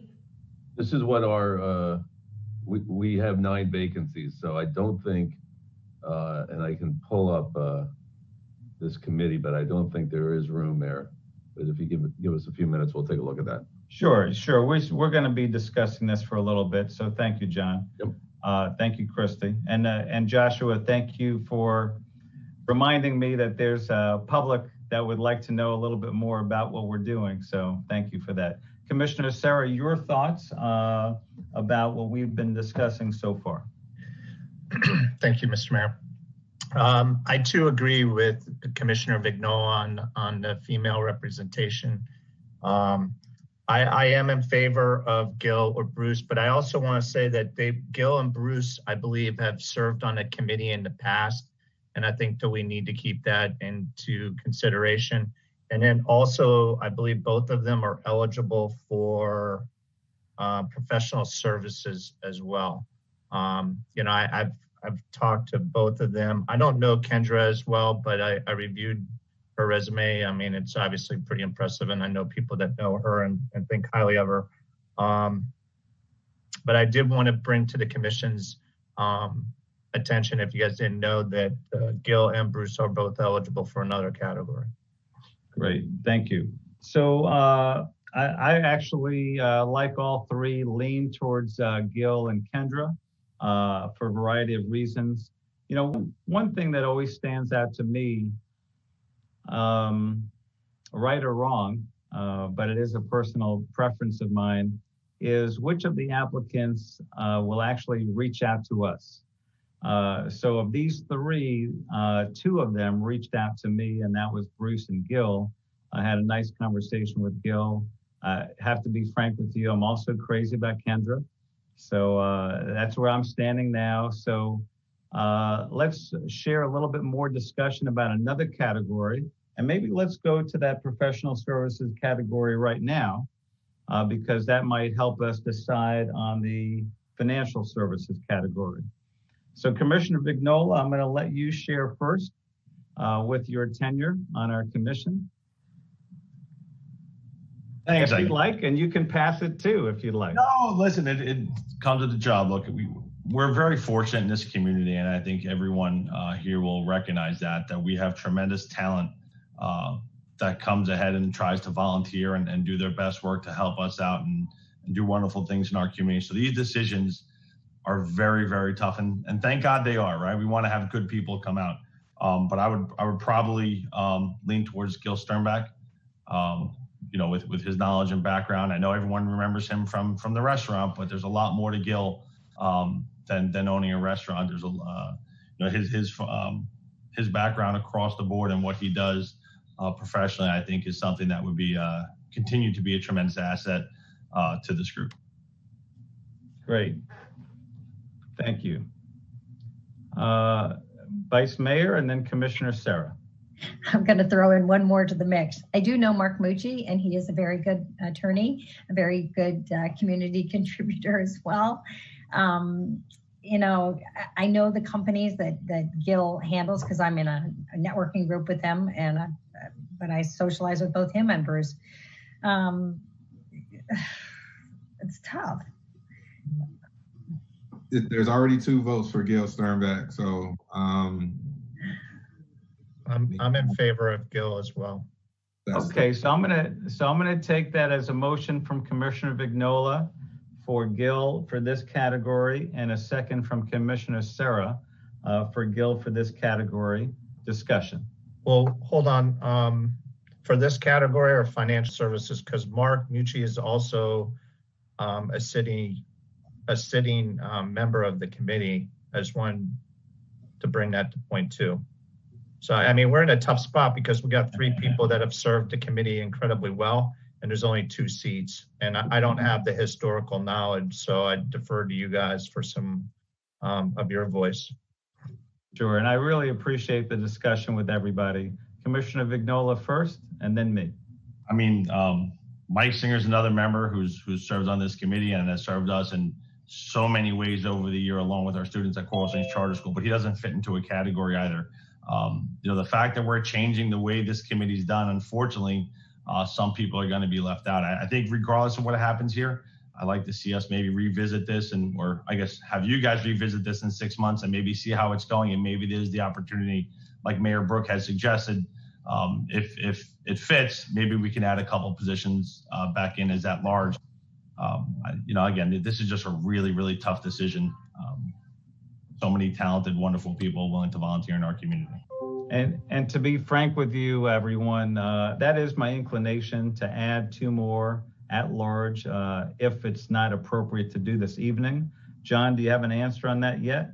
It was done by resolution as 2020-001, and I'm having it come to me, but I think that, so the first answer is you can always amend it later by resolution. Sure. I believe that this is what the resolution is showing, and that's why we're here. But you could amend that. It's not an ordinance, so it's very simple to amend by resolution. If you want to go ahead and make those appointments today, and then we can address that later or as soon as I get the resolution. Sure. So along those lines, Sean, one of my favorite things about the CIGC, at least, and how we did that traditionally, if you were interested, you got on. And I love to honor those citizens that have something to offer and allow them to offer it as much as we can. So on this board, you know, we can't open it up to 17 or 19, but I don't see why in a future resolution we couldn't open it up to 11 and allow both Mark and Gil to serve if one of these votes excludes the other. And potentially, you know, there were 2 other people here, at least that I saw. Michael Singer was one, and Robert Fogel was another. Didn't really fit any of the categories, and I think you had to be active. Well, I think having the benefit of a retired person with time, with great ideas and innovation and interest in our city, it makes sense to me to potentially consider them in the future. So with this one, I'm leaning, if you're not the second on it, Sean, to be the second for Gil. You know, Gil has a lot of experience outside of, you know, what we have traditionally thought of him, at least for me. And I had a good conversation with him yesterday. So I would love to see Gil in this category. Back to you, Commissioner Vignola, Vice Mayor Carter, and Commissioner Simmons, if you have anything to share. If I could just briefly, Mayor, just very briefly, the reso is 9, consists of 9 members, so we would have to amend it. Just to give you the update. Thank you. Sure. Commissioner Vignola. For Mr. Fogel, I think a great fit with him would be to invite him to our financial advisory committee. I know he's been very interested in our budgets and thing, and that's a great way to get another perspective inside in that category specific and start learning about our budgets and things. I don't know if you remember Warren Gillis, who used to continue to go to all meetings and stuff. When I took over the financial advisory committee, we actually appointed him to that, and his insight was actually awesome. And when it came down to the time for the tax increase, when he learned the ins and outs of what everything was going on, he was actually spoke in front of the commission in favor of it. So I think Mr. Fogel would definitely benefit, and the city would benefit from having him in that. And I would encourage him to apply there. Great. Commissioner Vice Mayor Carter, did you want to share something at this juncture? No, you were talking about Gil, and I was going to be and he speaks 7 languages. Yeah. Okay. Commissioner Simmons, anything to add on this? Not for me. Just ready to move on to the next category. But I will say, if we do decide to make any changes with the EDAC committee, I'd love, for one, for staff to have more time to digest that, but 2, to talk about it in a workshop or a summer retreat, so that we can, kind of like how we did when we originally broke down all the different committees. I would love for us to have time to talk about that. Great. So we're gonna make that happen, Joshua. Looks like we have consent for that, so we'll make that happen. So this is a motion and a second to approve Gil Sternbach for the professional services category. All in favor, please say aye. Aye. Aye. Any opposed? All right, so carries unanimously. So Gil is now in for professional services. So let's go back to financial services. And the 2 that were mentioned that are not yet chosen are Kendra and Bruce. Kendra Salerno and Bruce Weinberg. Vote for Kendra. Okay, there's a motion for Kendra Salerno. Okay. Second by Commissioner Vignola. Discussion. I do think it's wise to have a woman in the place. Okay, any further discussion? I mean, I agree with that as well. I'm not as familiar with her, but I know Bruce obviously is a strong candidate and someone that's served our community well. So, I hear what you're saying as far as the workshop. I'm not sure if I'm in favor of going to 11, but there are other ways for them to get involved in the community, and our neighborhoods with integrity is very much in line with that as well. So. That gives me an idea, Sean, about businesses with integrity. Commissioner Vignola. Yeah, look, I'm looking at the amount of candidates and stuff. I think, and my looking through here, I could see 1/3 of the 9 seats getting filled with women. I wish it could be more based off the categories and stuff. I'd like to see us try to push to get as much female involvement. As the father of 3 daughters, I think it's important. Women business leaders are an important part of our community. So I think that's kind of my push with Kendra there. Great. Any further discussion on Kendra as the appointee for financial services? All in favor, please say aye. Aye. Aye. Any opposed? All right, thank you. So Kendra Salerno is in for financial services. It looks like we have 5 filled. I'll let any of you make a motion for anyone that you want in any category. I saw Commissioner Vignola's hand up first, and then you, Commissioner Simmons. I'll make a motion. We don't have to fight. Oh, I hope we don't have to fight. I'm sorry. No, I just said I hope we don't have to fight. If you're pulling the trigger on one category, I hope it's not the one I was going to pull on. Well, I thought I would pick one that I think would be pretty unanimous. I'm going to go medical and healthcare. I'd make a motion for Sharon Smith in that position. So I was trying to be nice and polite up front. I would second that motion. Okay, I support that. Yeah. Great. I'm taking the next John one. Supports that. Joshua, are you okay with Jared in that category? Absolutely. Great. So all in favor, say aye. Aye. Aye.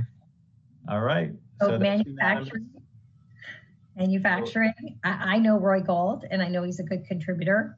I don't know Carl and Patricia, although their resumes were good, but I know Roy personally. Great. So was that the category you wanted, Joshua?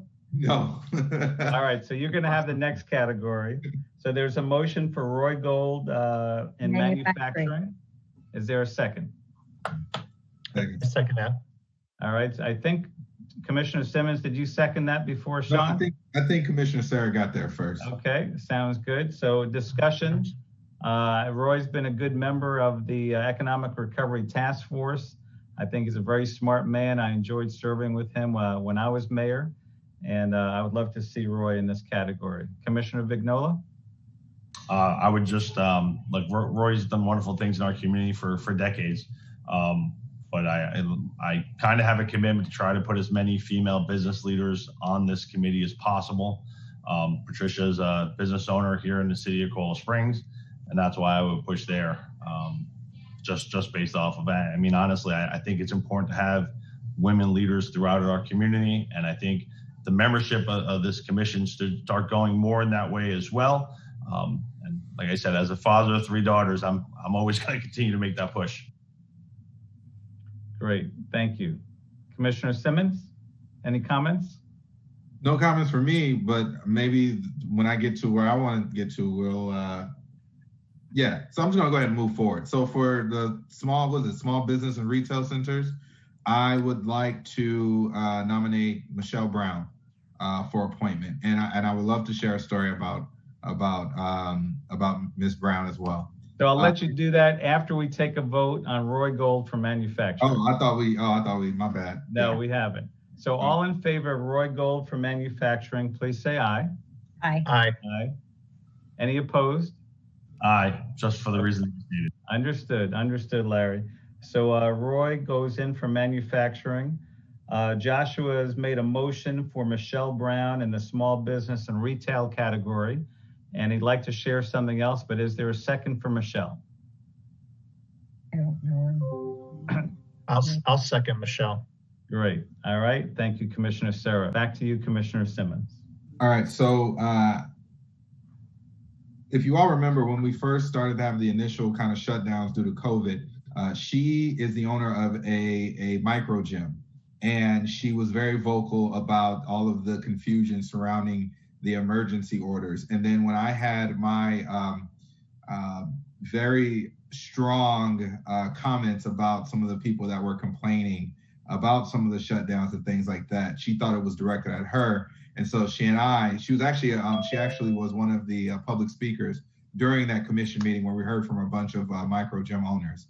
And so I actually met with her and another owner of a micro gym, and we spoke at length kind of just about our own ideas and views and things about, how all of this was happening.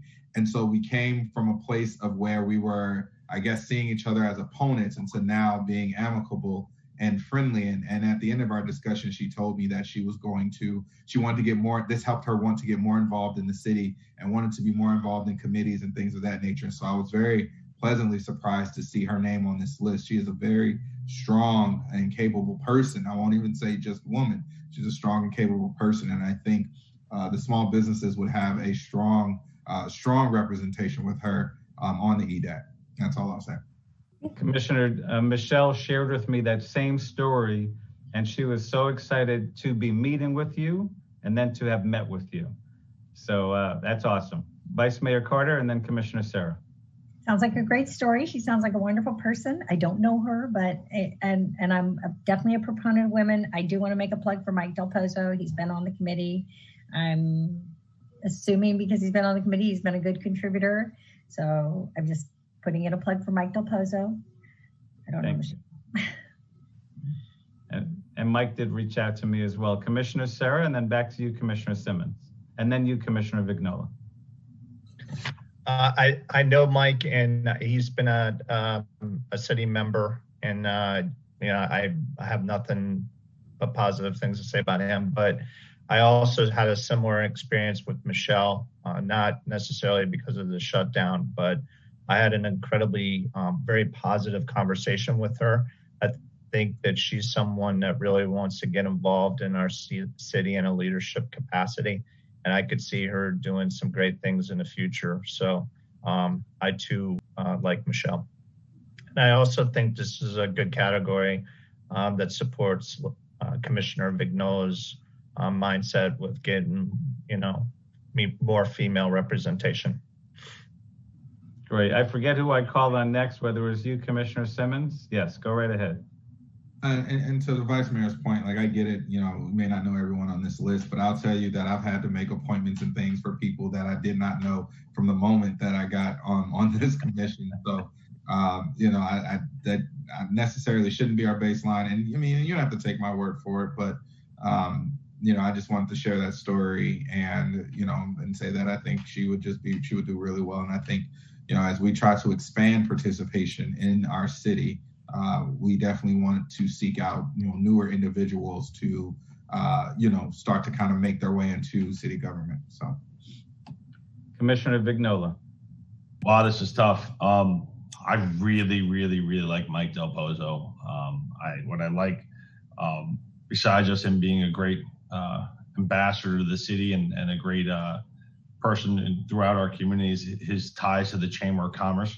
I think that's a really big thing, but it looks like Michelle has a lot of support too, and I would go along with whatever the wish of the commission is at that point, because I'm pretty torn and I do love Mike. These decisions are really, really tough. These are like the worst decisions to make sitting in these seats. I'm not going to miss doing this no matter what. We're going to be turning down some really amazing people, and that's very disheartening. Thank you. Thank you, everyone. So Mike reached out to me early. I think I've seen Mike be a very active member of the chamber. He's come to a lot of meetings, and, if you want to support the chamber, if you want to have a go-to person to support the chamber, I think Mike is certainly one of the best ones. I'm with Commissioner Simmons because I think to have somebody newer, fresher, just as hungry as Mike, if not more, I think would be wonderful. Also, to have a woman in this category would be great. Michelle and I have been in touch for a few months now, and she's been asking a lot of questions, wants to contribute to the city. Is it truly an avid city supporter on social media? And I think she'd be great for this category. So I'm going to be happy to support Michelle for this category. But for, Bruce and Michael Singer and Mike Del Pozo and anybody else that has served us, this is not our way of saying thank you to you by voting you out, so to speak. There are opportunities, for people in these categories that we are not intending to slight you by any means. And this is, I'm speaking on behalf of all of us. Because of you been serving us for as long as each of the three of you have, we can only appreciate the service that you've rendered to us. You're a few of the reasons why the city is as successful as it is. So any further discussion on this motion by Commissioner Simmons? Seeing none, all in favor of Michelle Brown for this category, please say aye. Aye. Aye. Any opposed? Okay, carries unanimously. Thank you very much. So I believe we have one more category. Vice Mayor, I'm going to go to you. And I think it's technology and communication. So I actually know Matt Kinsey. We were in Toastmasters together, but he is the owner of a technology company and very well versed in what he does. I think that he would be a very good asset. I know Kurt Gardner as well. Also, he says he's a technical trainer, and I know that he's a passionate resident. I don't know. I think the owner of a company would be pretty shabby. He's built that company into something quite large over the years. So I would like to put a plug in for him. Okay, Commissioner, thank you. I'll take that as a motion for Matt Kinsey. Commissioner Vignola? I've known Mel Marcus through his daughter, hanging out with my sister growing up, and he's a great guy and wanted to get involved in the community. I believe he actually supported you, Mr. Mayor, in the last election, but he would be my push. I don't know the other gentleman, that's kind of where I'm at. Gotcha. All right. So who'd like to share next? There's two potential motions on the floor. Neither one has been seconded. Sean. I'm going to throw Ray Carvalho in there. Oh, good. Just go right ahead. Just to, complicate things. I too have met Kurt Gardner and have been very impressed by him. I don't know Matt. But Ray has given to the chamber and with Blue Stream, and it's a hot topic in our community. So it sure is. Throw that out. So very good. Think that we got to look at it also in that way. Very good. Very good. You see what you started, Vice Mayor? So Commissioner Simmons, you could potentially break a three-way tie. Would you like to share? You got any questions? So this is one of those categories where I had to go off of just kind of reading through the resumes, because I didn't think I knew any of these folks. But who I have on my list, and so I wrote a list down, is Matthew Kinsey. Oh, interesting. So that's who I have on my list when I went through. Got you. You're still open to discussion. I am still open to discussion. That's awesome. So, this is great. So there's no yet of a second of your motion, Vice Mayor, which is fine.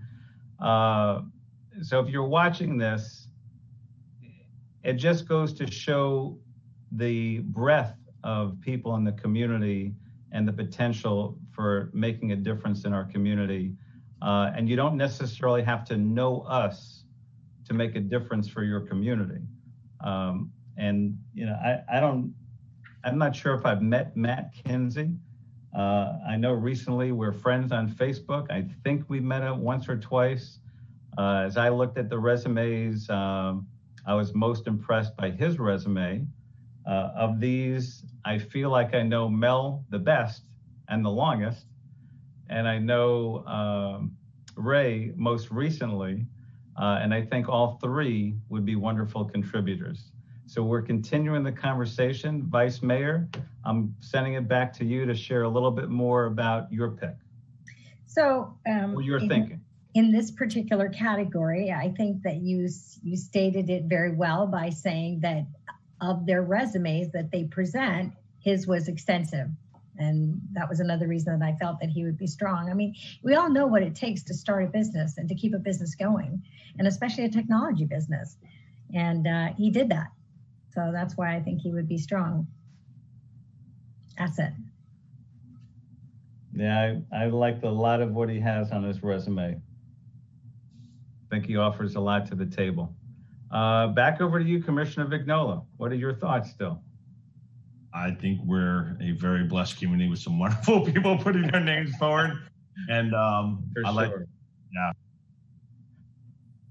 So I'm going to go ahead and second Vice Mayor Carter's motion for Matt Kinsey. And we'll entertain more discussion on that motion. Commissioner Sarah, back over to you. Yeah, I'm torn on this because when I was reviewing the resumes, all four that I wanted to consider are all strong. So I'm listening on this one because a few of them I don't know. But between Ray, Kurt, Matt, and Mel, I'm torn because Matt's resume is very impressive, but so is Mel's. Kurt, his resume was impressive, and I met him on a couple occasions, and I find him to be very bright and wanting to get involved. And then Ray, I know Ray, and Ray's a great guy and does a great job with Blue Stream, and that's a hot topic. So, So as I'm listening to this, I'm just thinking, who of these, they're all gentlemen, who of these really are going to potentially give us the most value? So what does that mean, to give economic development the most value? I think to some extent experience and to some extent connections. Commissioner Vignola? What if everyone gives two names, and let's see where the overlap is in the secondary? So that way, maybe it'll help us narrow it down the field a little bit. How's that sound? that works for me. I'll take that as a motion. Commissioner Simmons is smiling broadly. Want to second that motion? Sure. All right, so I'll remove the other motion if that's okay with Vice Mayor. Wait a minute, back up. So in order to have this motion on the floor, the first motion actually has to come off. And what Commissioner Vignola has suggested is that each of us give 2 names for suggestions and then discuss those 2 names, and or if one of us mentions, the same person all 5 times, if all 5 of us put the same person in twice, that person is probably going to get it. I support that. Okay. So the first motion for Matt Kinsey is off the floor. And now we're going to go, each of us will give 2 people. So I would suggest, if you don't mind, to write them down, what your 2 people are. I already have that. I'll go Mel and Ray. Okay. Larry has Mel and Ray. Sean. You come back to me in one. Yep. Joy. Matt and Kurt. Okay. Commissioner Simmons. Matt and Mel. And those are my 2 choices as well, Matt and Mel. And my choices are Ray and Matt. All right. So Matt is the only one that gets 4.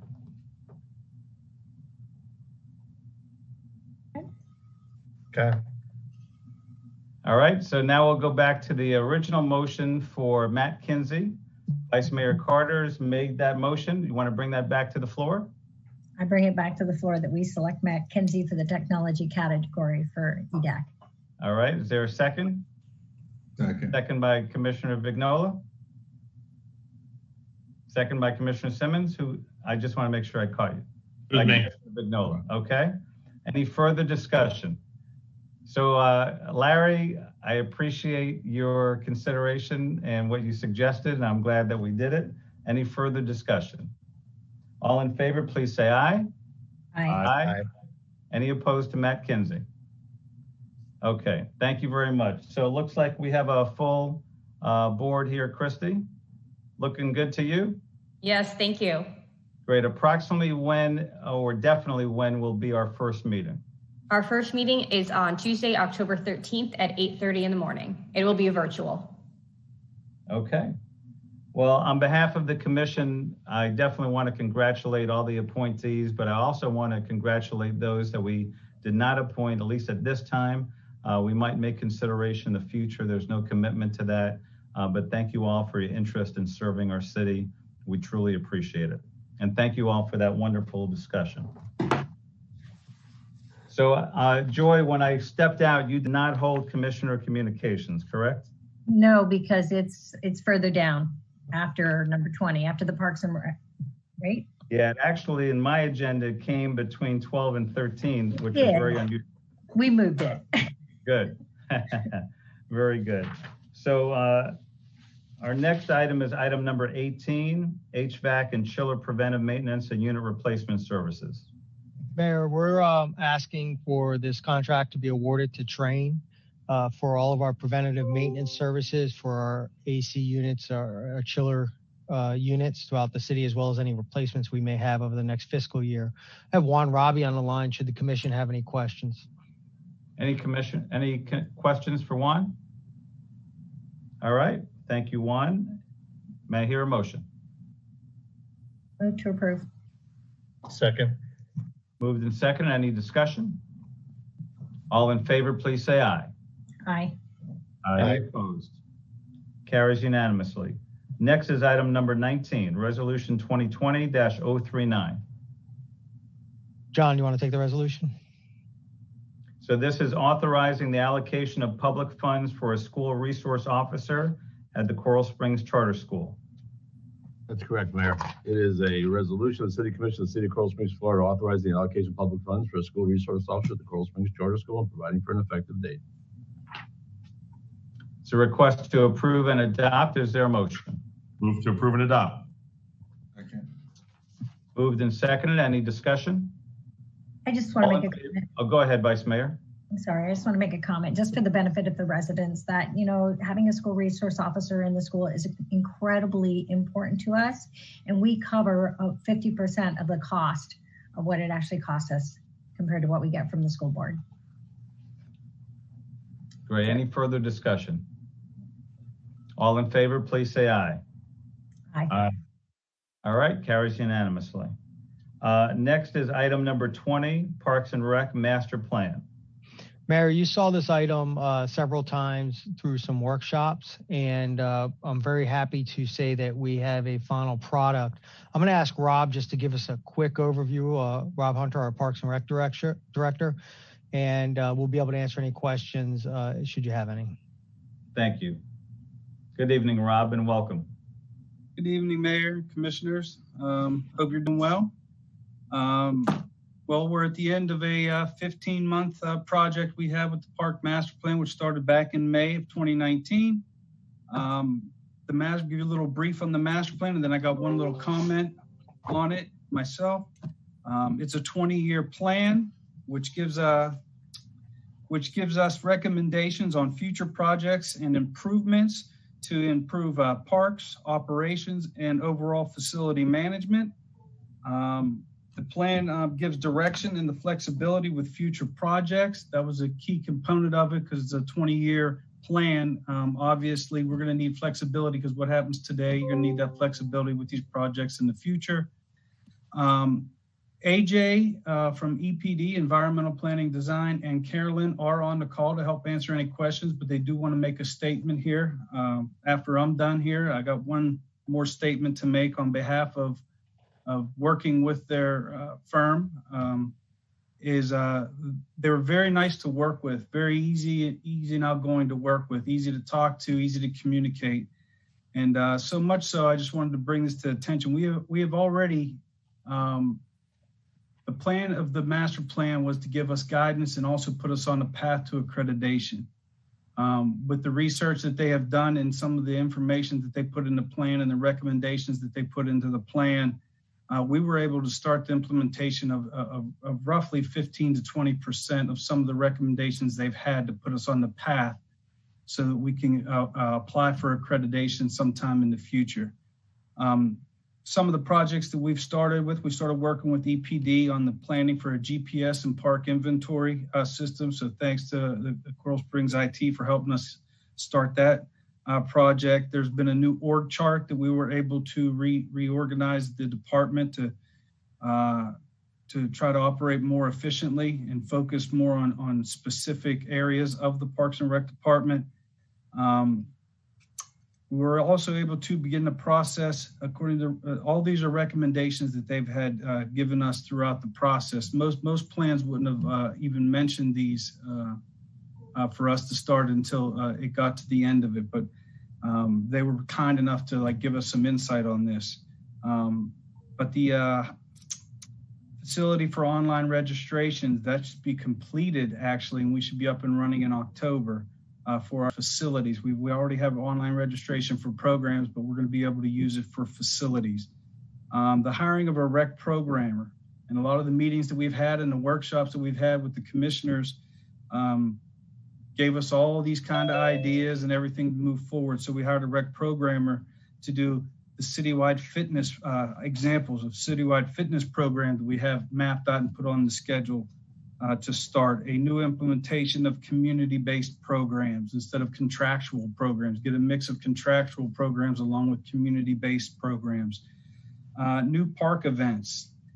Hearing some of the suggestions you had us entertaining these ideas of putting together a schedule for the upcoming year that has to deal with the chess tournament, movies at the pool, elementary school field days. We're doing a monster splash, just a whole new vibe of different kind of events and programs to bring a new flavor and excitement to the residents in the community. So with their guidance and ideas, we were able to brainstorm and start some of these processes. So I'm greatly appreciative.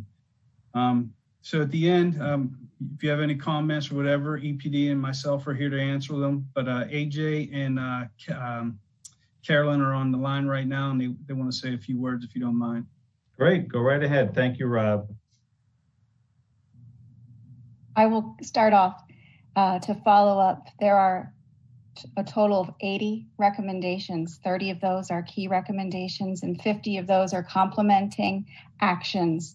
And you have started, as Rob has said, quite a percentage of those. One of them specifically is going to be done in draft form for the department's review by September 30th. So there is no sitting around in Coral Springs, and when action is on a path, there is an end in sight and the opportunities to get there. It's been an honor to work with you all.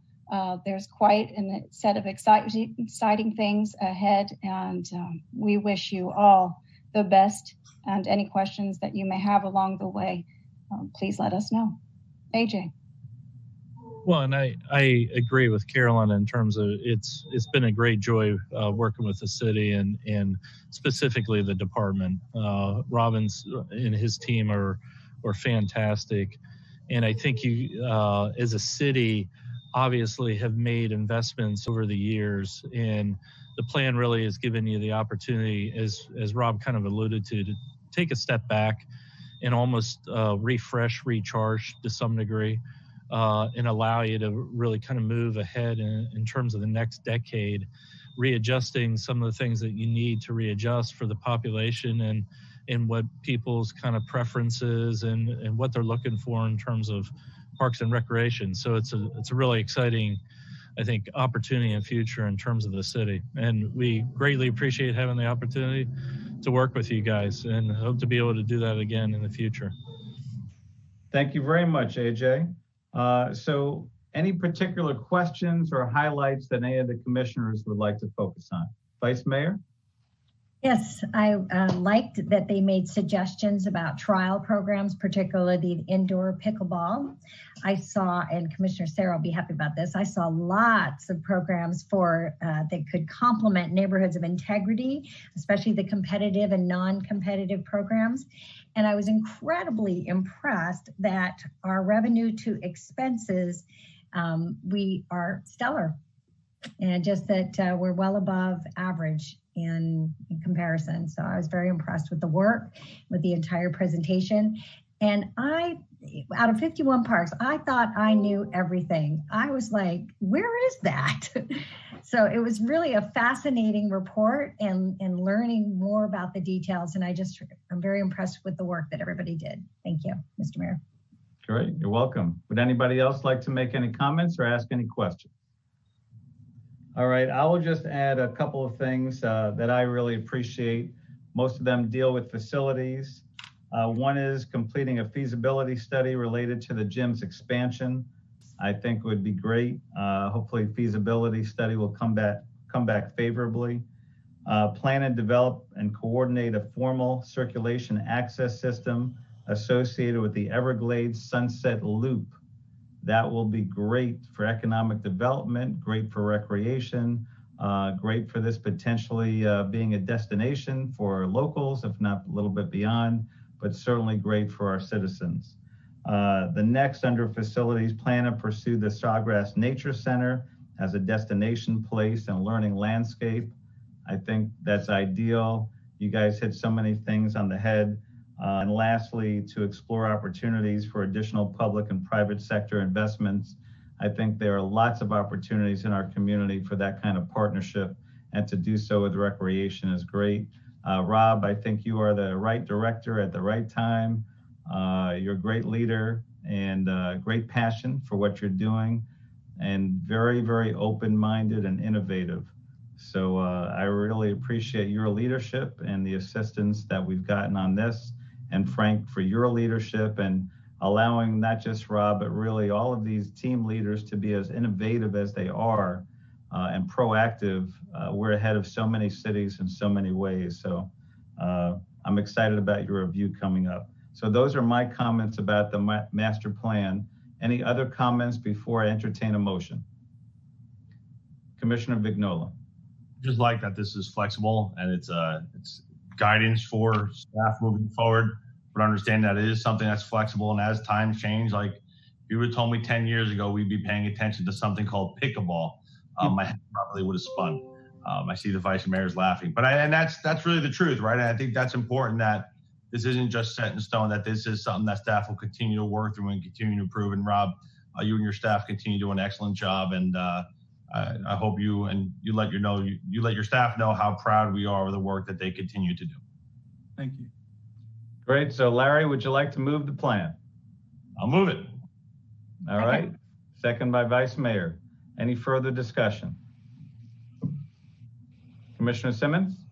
Yeah, I'll just say that makes me excited for the future. Obviously, we'll continue to review things as we move along, but I think as we continue to kind of update the things that we offer our residents that live here and that, want to enjoy being here in Coral Springs, this is a great way to start, a really great way to start. Awesome. Any further discussion? All in favor, please say aye. Aye. Aye. Aye. Any opposed? All right, carries unanimously. Next, we're on to the city manager annual review. Have you been with us a year already, Frank? Almost. Mayor, it's believe it or not, it's getting close to that. We've time has flown by, and it'll be a year coming up very shortly. However, in my contract, my review runs with the fiscal year. Yes. So it's time to do the review. In preparation for it, the commission was provided a copy. The one thing I would like to say up front is it's truly been an honor and a pleasure, and it will continue to be, to serve as the city manager for the city of Coral Springs. We have a great city, we have a great community, and you could not ask for a better group of employees. I've said it over and over again. Our consultants just said it on the Parks Master Plan. You can't ask a question of getting something done without somebody putting their hand up and saying, hey, I'll take that, or I'll run with that. I really, really appreciate our employees, and everything you're looking at on my evaluation is a product of them. Things that they've accomplished during COVID. Obviously, we've had a lot added to our plate, and that wasn't a deterrent to continue to work on the strategic plan, to continue to work on the level of service that's provided to our community. I'm just impressed every day with what our staff does and the amount of commitment they have to this great city. And the commission, I truly appreciate the commission I serve under. And you guys are amazingly supportive. I appreciate the conversations we have. I appreciate the attentiveness that you give to the city, to issues. I can call any one of you at any time and get a phone call back or an answer right then and there. And that means a lot. And I don't take that for granted, because I know that doesn't happen everywhere. So we truly appreciate collectively our commission, our elected officials that are out there moving along the voices, the ideas, and the needs of our community. John is a tremendous partner. He's our city attorney, but a lot of times I tell John he's just like a city manager, and he looks at things from many different angles. He doesn't just look at the legal aspect. He's a great sounding board. He's always there for me. And I appreciate working really side by side with John. He like I said, he's an amazing partner in the responsibilities that we have in running the city. And my two deputy city managers are doing a great job. They make me look good. They are constantly getting stuff done that has to be done and representing the city manager's office in a very positive manner. And my department directors, I'm very fortunate. We are very fortunate to have such a great group of department directors. I could sit here, I could spend an hour going through the department directors and just pointing out how tremendous they all are in their respective areas, and how willing they all are to help each other out. And that's truly inspirational to see when one of our department directors has a challenge, that they have each other to bounce that challenge off of and get perspective. And Mayor, I'm happy to answer any questions, but I just want to say thank you guys for the opportunity. I truly appreciate it. I'm actually, and I'm going to be transparent. I'm going to be upfront. I'm actually enjoying it more than I thought it was going to. It's been a very challenging start, but challenging is good. Definitely has not been boring in any way, shape, or form. So thank you, Mayor. Thank you, Commission. I truly appreciate it. Well, we appreciate you. I'm going to let Commissioner Vignola go first. So I know we all had the email with the 10 or 11 pages of all the wonderful things that Frank can take credit for. We've just gone through our budget. We know the successes that this city's had, specifically over the last 6 months with COVID, where a lot of organizations are struggling or floundering. The city of Coral Springs is thriving. And my opinion, the biggest reason why is we have a leader amongst leaders, and I wholeheartedly mean that. I see you, Frank, in my other role, and around the county and around South Florida. I know you were that way as a fire chief. I know you were that way when you were deputy chief. You were like that in the department, and then across the area as a fire chief. But you are a leader amongst leaders, and I've watched others dealing with them around the county, and they say, well, "What's Frank doing?" And there's a reason for that. I think you've been absolutely amazing. You probably the best thing that we could have done, specifically in a time like this, was make you city manager, and I think we're very grateful to have you. So with that, I would make a motion that you substantially exceed expectations, and I would also include a salary benefit consistent with the city attorney's contract directly into base salary. All right, I will second that motion and second the motion. Further discussion, Vice Mayor Carter. When I was asked to evaluate him, I was like, oh, he's perfect. I couldn't be happier working with him. I just think he's terrific. And I was like, I got to come up with something. But that, and I did. And that's one of the things that makes you so wonderful to work with, is the fact that it doesn't matter how big or how small it is, you address it and you take care of it right away. And you're just incredibly, incredibly efficient.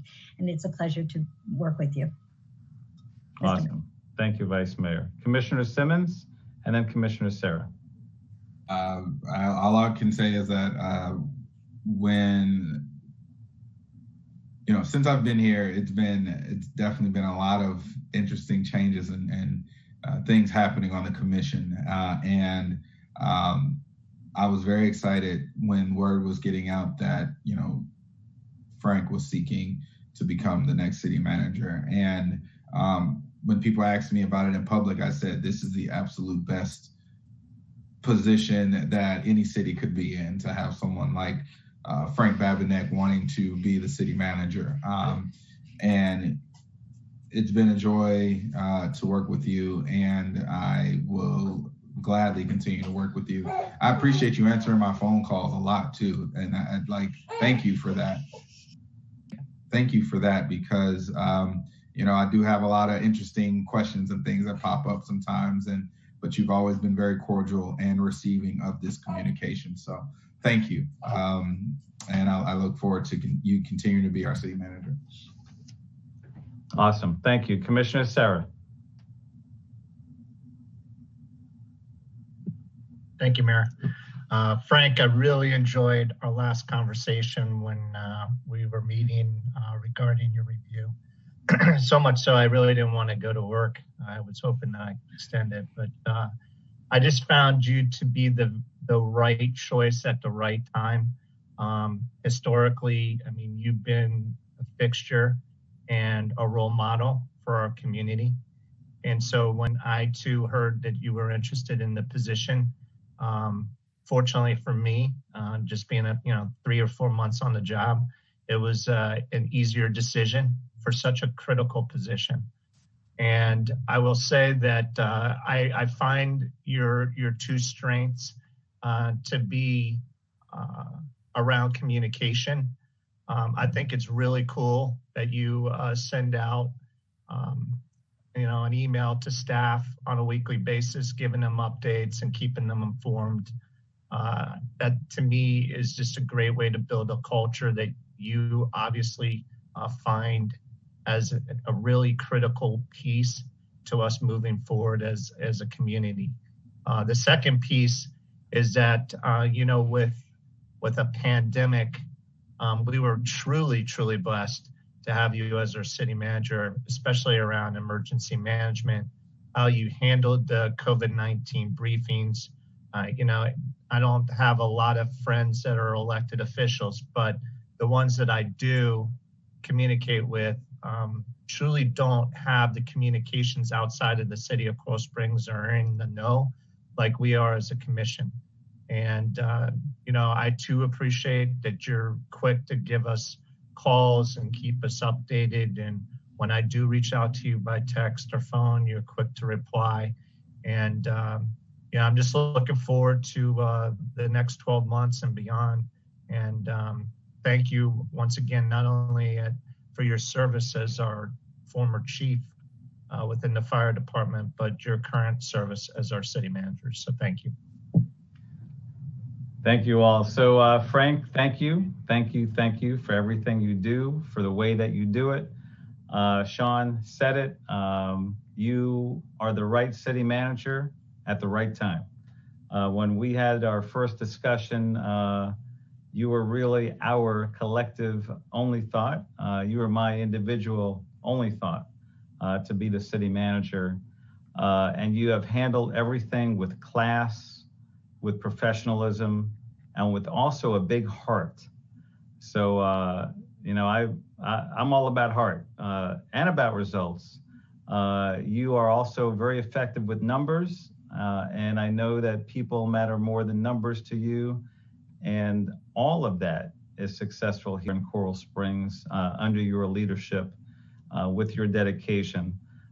So I'd be remiss in also not saying thank you to your wife for allowing you to make us such a priority, make our community of 130,000 such a priority. You can't be here without the support and love of your wife. So everyone here shaking their head. So we would like you to thank your wife for us as well.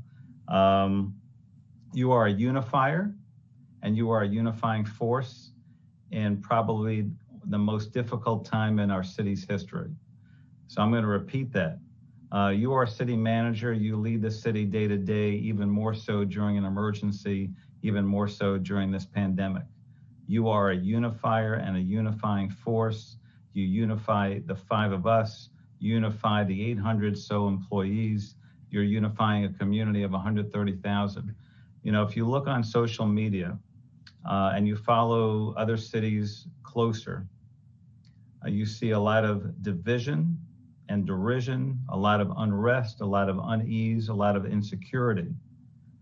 But the sense I have about our community here in Coral Springs is much different than that.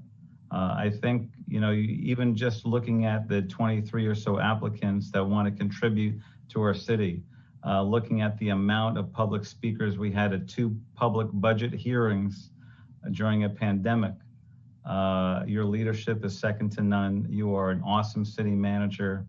If I can even elevate the recommendation by Commissioner Vignola, I would.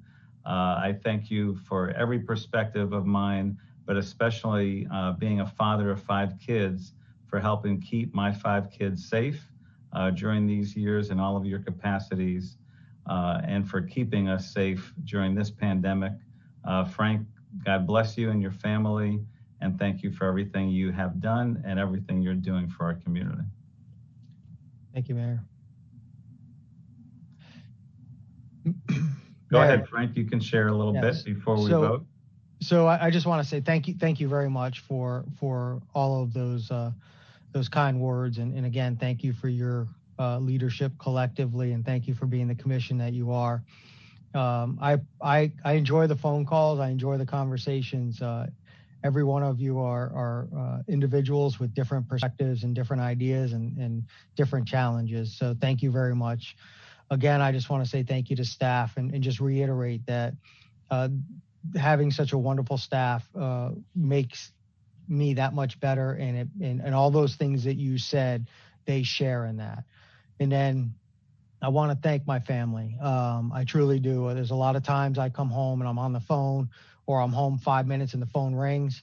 My wife and my kids and my family as a whole is very supportive. They've always been very supportive of my career. So I do want to say thank you to them, and I do appreciate all that they do in their service to this community as well. So thank you, Mayor. Thank you, Commission. It's our pleasure, truly our pleasure. So with that, we have a motion and a second. All in favor, please say aye. Aye. It carries unanimously. Congratulations, Frank. Keep up the great work. Thank you, Mayor. And Mayor, after Commission Communications, I do have a couple updates for you. Sounds good. Thank you. Sounds good.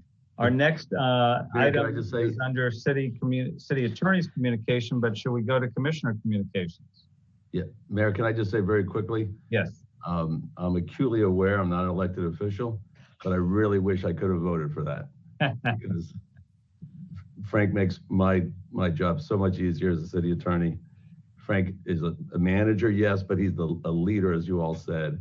For sure. So it makes my life better as a city attorney. It makes my life better as a resident, having Frank lead and have his staff do everything that he does. He's the ultimate public servant, and it's just a true pleasure to work with him, and he richly deserves all your praise. And I really wish I could have voted, actually, first time ever. So thank you. That's awesome. That's very nice. Thank you for your mentorship, John. It means a lot. So we'll go to a City Commissioner communications before the City Attorney's communication. Who'd like to go first? Commissioner Vignola. Just tomorrow, 10 o'clock, Broward County School Board will be having a workshop on their reopening plan. I know there's a lot of confusion out there in the community. I know people are saying, oh, it's not going to be like regular school. It's going to be this, it's going to be that. Pay attention, see what it is before you decide to send your kids back in person or continue virtual. I think it's important to see what exactly the plans are and get as educated and as well informed as you can. If you have any questions, feel free to reach out to them, but I think that's something that's really important in our community right now. I want to once again thank everyone with the budget. Wonderful, wonderful process. Again, Catherine, you and your staff and everyone. Frank, congratulations to you. I guess we get to do John's next. And if anyone has any questions or comments for me, please feel free to reach me on my cell phone at 954-632-7544. Thank you, Mayor. All right. Thank you, Commissioner. Who'd like to go next? I can. Okay, Vice Mayor. Thank you. I just want to remind people that an election is right around the corner, and I hope that you have taken the time to register to vote and fill out your census. That's ending too. I can't get my fingers in the right spot. Please fill out your census. It helps your city more than you know. And when you have a need, we're able to be there for you because you did fill out your census. So registering to vote, Monday, October 5th is your last day. So please do take care of that. And mostly, I am grateful to be a part of this team with everybody. So especially the leadership at the city and the city employees. I just think that, like someone said earlier, you make our job easier. Thank you. If you need to reach me for anything, I'm at 954-998-4186 or joycarter@coralsprings.org. Thank you, Mr. Mayor. Awesome. Thank you.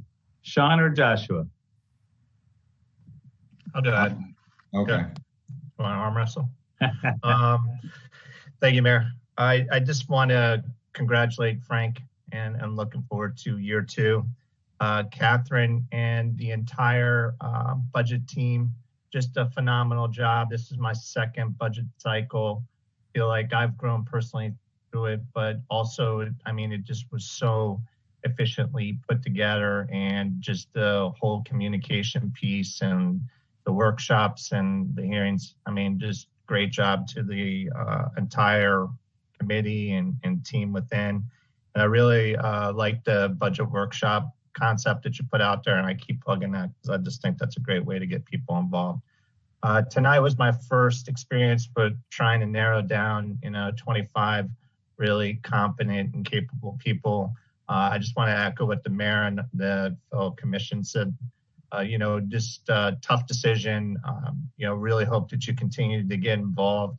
There's going to be a new thing called Neighborhoods with Integrity that a lot of you will be just handpicked and be great assets in that if you're interested.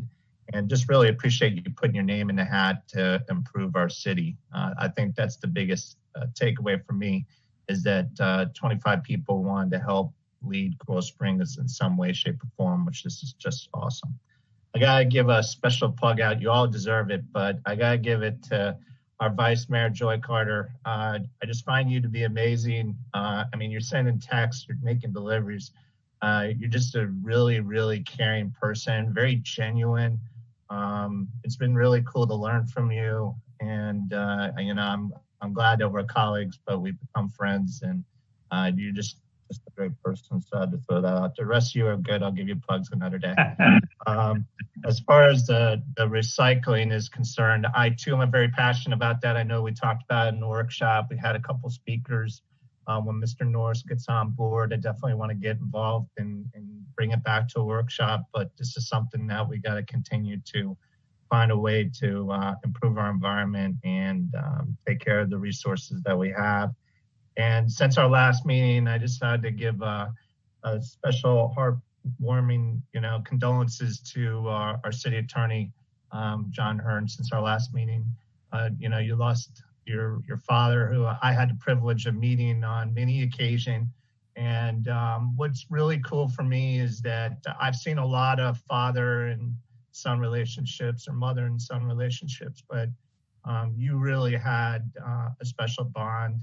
And just the way that you guys interacted, it was obvious that you were more than father and son, that you guys were best friends. And having experienced the loss of both my parents, you know, I just, you know, my heart goes out for you, but just the memories that you guys have created are just really cool. And I just wanted to give you some special love and just let you know that, you know, since I've been in the city and just watching you in a leadership role, your parents have to be incredibly proud of you, and you definitely represented her name in such a great way. So just wanted to let you know that even though it's been a couple weeks, I always, you know, will be there for you. And like I said, I just have so many great memories of both your parents. So just wanted to close with that. And my cell phone number, if any of you are interested, some of you have reached out to me, which I really appreciate. And I'm going to be sending some stuff to Ask the City here in the upcoming 24 hours. But my number is 954-612-7114.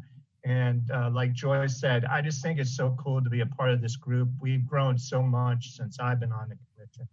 It has been an interesting ride at times, but I really feel that we're starting to hit our stride, and look forward to, you know, the next year that's coming upon us, hopefully pandemic free. Thank you. Good stuff. Good stuff. Commissioner Simmons. All right.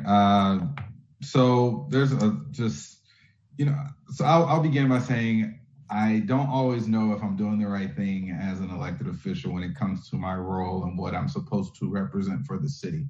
And so I say that because I get passionate, and because I care deeply about people, and I care deeply about things being fair and equal to folks, and that, you know, sometimes I speak about things that maybe people might think that I shouldn't speak about or speak out about because I'm just a city commissioner. But I also feel that when I have a voice and I have a platform, that I should be able to use that. And I'll get back to that in a little bit. But before we begin, Frank, I wanted to ask you a question. I know that the CDC just updated a new guideline or anything like that, or something like that. I think it was something to do with the aerolization of COVID-19 or something like that. Are you aware of that or anything? Yeah. So basically, COVID has been thought to be a droplet spread virus, and now the CDC is saying that it can be aerosolized. However, that theory's been out there for a while, and some of our folks, in other countries have said that. And that's why you constantly hear about really wearing masks in enclosed spaces, because if it's aerosolized, it can stay around longer indoors. So we're still reading up on that part of it and what the recommendations are. But as far as it doesn't change our message, because when the CDC changed their stance before, we stayed with the plan that we had in place from the beginning, which especially for our employees was very important. So that's where you get into that 6 foot to 12 foot social distancing. If you're wearing a mask, you're not wearing a mask. What kind of mask should you wear? Because some of those particles can make it through some of the single layered masks. So we're looking at that, and we're going to make sure that we continue to put some messaging out to the community on how important. I don't think it changes much, other than hopefully it inspires people to wear their mask, because that's really what's going to keep those particles from getting out and being aerosolized. Okay. All right. So thank you for that. I think that's important as we continue to discuss, school reopenings and things like that. I just think, and it's a shame that we can't really trust the CDC like we always have to put out the right factual information or something like that. And that's just my personal opinion. I think, an agency like the CDC is vitally important, and their reputation has been tarnished. And I hope one day it comes back to where it needs to be. And so the next thing I want to say is definitely just want to say, as it was alluded to earlier in the meeting, rest in peace to Supreme Court Justice Ruth Bader Ginsburg. She was a champion for women's rights, for civil liberties, for minority rights. She was a bulwark on the bench, and her voice, her mind, her guidance and leadership will be absolutely missed on the Supreme Court. It is a shame that the times we're in, her death could not be mourned enough without people talking about the political impacts of her death. And on that note, the only thing I will say is, with regard to everything surrounding the Supreme Court nomination, is that I wish that elected officials would honor their words, would honor their deeds, and would bring back some modicum of integrity and respect to the office that they hold. When we are held out as public officials and hold to a higher standard, our words mean everything. And when we say certain things, it comes with more gravity than what an average person may say. And so I say that because, again, as any elected official, any new elected officials, or anyone that's been an elected official, your words really do matter, and they do come with a weighted sense of respect and accountability. And I'll say that on that. There are two resolutions that I want to ask my colleagues for. One is I would love for us to reaffirm our commitment to the First Amendment. I'll get into that a little bit in a second. I would like a resolution for us to reaffirm. I'm tired, y'all. Reaffirm our commitment to upholding and honoring the First Amendment. And the second resolution would be to reaffirm our home rule authority and what that means. And that may not seem like something to you all, because it's something that should just be known.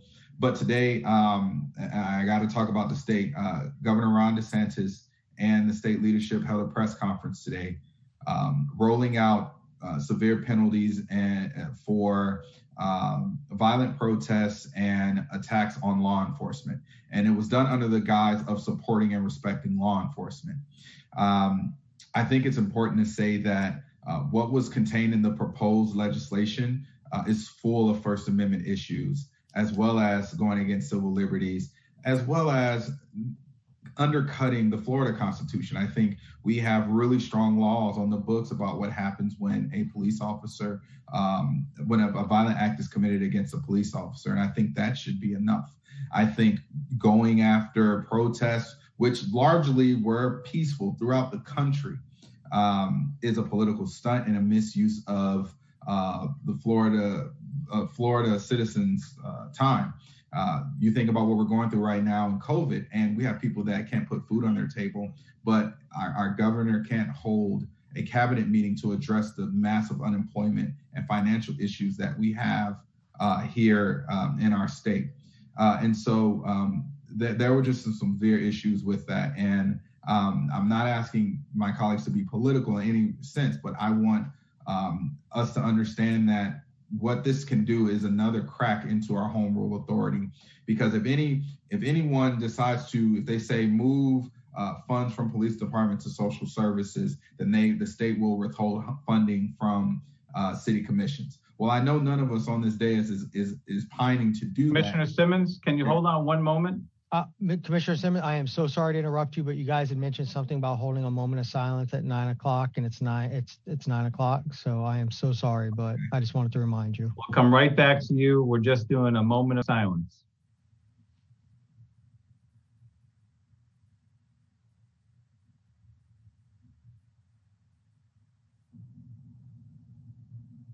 And that's a moment of silence for us to have peace. Sorry for the interruption, Commissioner Simmons. Thank you for the reminder, Frank. Back to you, Commissioner Simmons. Thank you. Thank you, Frank. I won't belabor the point, but what I will say is Governor Ron DeSantis and state leadership have decided to not only go after the First Amendment, they also decided to attack cities, to continue to poke holes in our home rule authority.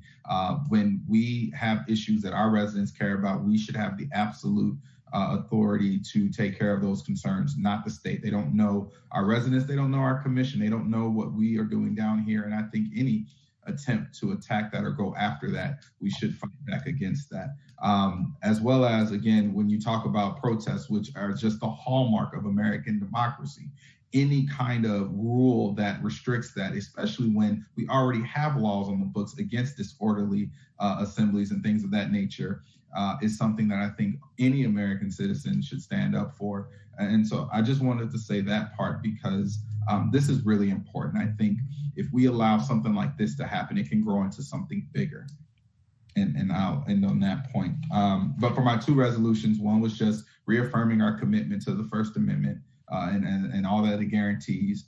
And then the second one was the resolution reaffirming home rule and our authority within our jurisdiction to take action on local matters that are important to our residents.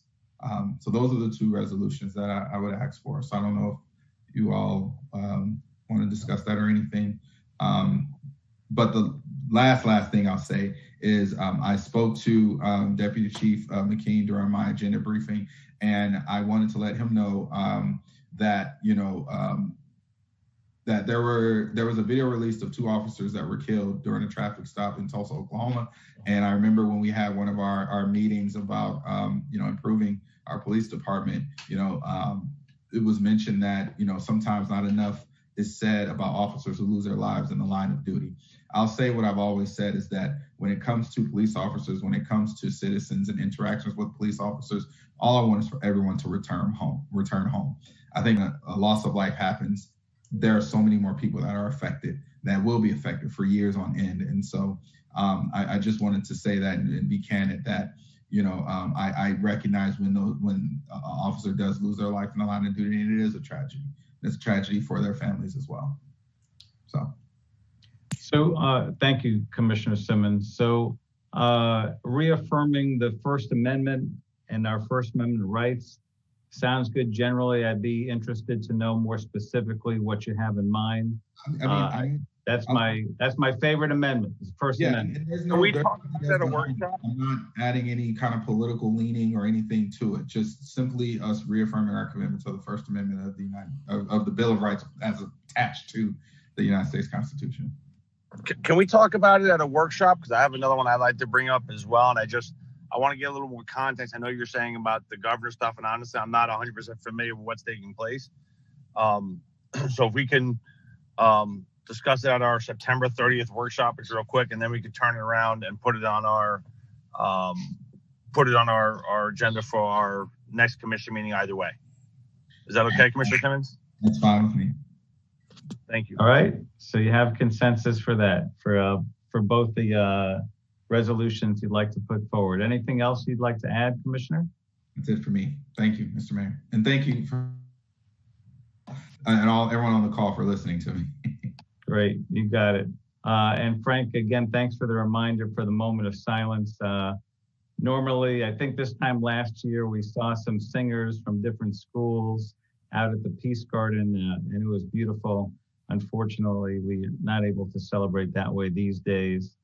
I have a couple of questions, a couple of updates, and a couple of suggestions, and a couple of statements. So one is, I want to wish everybody that celebrates the New Year a Happy New Year and a good Yom Kippur coming up next Monday.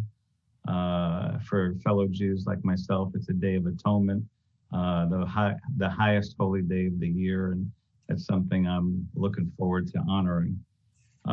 You know, a few people at least have commented on a video that they saw on Channel 10 News and then didn't see the body cam video. And I'm so glad that Dan Daly had pushed that for us for a long time, and our officers have it. It's so important for you to get as full a picture as you can, and certainly not necessarily believe everything you see or hear. And with a little bit more investigation, my understanding is this one gentleman that had written to me about the video that he saw on the news, he was actually welcomed by our police department for further conversation and wound up really being understanding of why the officers did what they did in the video. And I so support our police department and our training. And I just want to thank all of our police officers and our chiefs for doing what you do to protect our community every day. You are certainly appreciated. So Larry, what I wanted to bring up last time, I'm bringing up tonight. So I appreciate you and respect you. We've had our differences for sure, and I'm sure we will. But you've served the city for so long that I really would like you to be an important part of our State of the City. That my understanding is coming up in January. So I'd like to utilize a portion of that to honor you, pay tribute to you, allow you a special speaking presentation. I'm hopeful it will be live, but you never know, it may have to be virtual. But I want that last State of the City, although it'll come in January, to be a way for you to kind of wrap up your tenure with our city, and for you to know how much you're appreciated by all of us, including me. So would you be kind enough to accept that honor? Trying to hit the unmute button. I just stopping by City Hall, actually, to grab some papers I need to sign. But yeah, Mayor, thank you very much. I really appreciate it. You know, it's you know, I know you and I had a great relationship when you were mayor the first time, and I know we bumped heads a little bit, but that's kind of expected. And every time a new commissioner comes on, that kind of happens a little bit, whatever. And I really appreciate your leadership. Especially over the last 6 or so months with everything happening. And yeah, I think that's really kind of you. And of course I accept. And yeah, I'm going to miss you guys. So it'll be nice to be invited back. Great. Awesome. Thank you. So is that okay with my colleagues? Great. All right. Wonderful. Thank you. Thank you. So I had Luam ask you all for your support to apply for a voter engagement grant. I don't know if you had a chance to look at the email. I got it from the U.S. Conference of Mayors, not too long ago. So if I can have your approval for that, I'd like to do that and get as many voters out there and get our youth engaged for that. So may I have your approval for that? I second it. Support it. All right. I see at least one other yes. So we have three. I hadn't seen the email, but sure. Thank you. I appreciate that. There is going to be some CARES Act funding available. Frank, can you have somebody speak on what our goals are? And maybe I missed it. Maybe you shared that when I stepped out. Mayor, if you don't mind, City Attorney Hearn is going to bring that up under his communications, and we can elaborate then. Sounds good. Frank, I had gotten approval to honor at least one veteran a month, as I recall. Can you let us know where we are with attempting to recognize a veteran and what our process might be? Absolutely. And I'm going to have Dale weigh in. I think you guys are really going to like how this program is going to get kicked off, and staff has already got a plan ready to go. And Dale, do you want to just give us a quick overview? Sure. Can you hear me okay? Yes, Dale. Good evening. Good evening. How you doing? Good. We have created, with the help of the communications and marketing team, an online submission process to start recognizing veterans of all walks of life, all military branches. Right. And it's going to be a very easy process to accomplish. And we've also worked with them on a press release looking at trying to make this launch and coincide with the Veterans Holiday that's coming up. We've also got some outreach planned to a variety of local groups here for veterans so that they're aware of the program as well. And the program will allow for individuals that want to nominate themselves as well as friends and family to do it for them. So that's great. And it's very much ready to go, and the new process has been tested. So we're actually working on finalizing some of the communications with Lynn's team today. Wonderful. Great. And Frank, what are we doing this Veterans Day coming up? Mayor, Alex, unfortunately, is not on the line. As you know, he does all of our plans for special events. Lynn, do you have the layout for what's happening with this Veterans Day, by any chance? So it's funny because I did ask about it today. I do believe it will be a virtual ceremony, but we believe we're going to try to actually host a live ceremony and broadcast it similar to how we did Juneteenth. So more details to come. Sounds good. Sounds good. So I'm going to bring this up further at the workshop, but just to tickle your appetites, I've been part of a Veterans Networking Alliance for about a year now. And one of the gentlemen talked about him being involved in something called Robin Hood, where he was involved with youth at the time, helping to find out what needs are of the community and helping to fulfill them. And on the call tonight, Gordy Boast was on the call, and he said because of COVID, most of the veterans, at least here, that are affiliated with our city through the Veterans Coalition of Coral Springs, which is the main veterans organization that I'm familiar with here in our community, most of the men have been out of touch. So I'm going to be sharing a little bit about it at the workshop. Maybe Frank share with you at our next briefing. Maybe we can do something to, help some of the veterans with needs, even if it's just to send them something about how to do a Zoom call. But I have a feeling there are a fair amount of elderly veterans that have been truly isolated during this time. And there's something we can do unique for them to let them know that we're here for them beyond what we've already been doing. That would be great. So just for further discussion at another time. Let's see, what else? I'm going to just cut it down. I would love to support the League of Women Voters in having a debate, if they're not having a debate already, for the seats, for the commission seats. They are. They are having a debate. Do you know when it is, Joy? I had it in my calendar, and give me 1 moment. Go ahead and I'll find it for you. And whenever it is, if we can help promote that, if it's not already on our agenda, I would definitely like to do that. And thank you for looking for that. And then the last thing I have is our budget team and their recent award and what they've all done during this difficult time. I'd like to recognize them. I'd like to recognize them at a city commission meeting and invite them all to come and thank them all one by one with a special certificate. And then that you'd hand them to them live when the time was appropriate.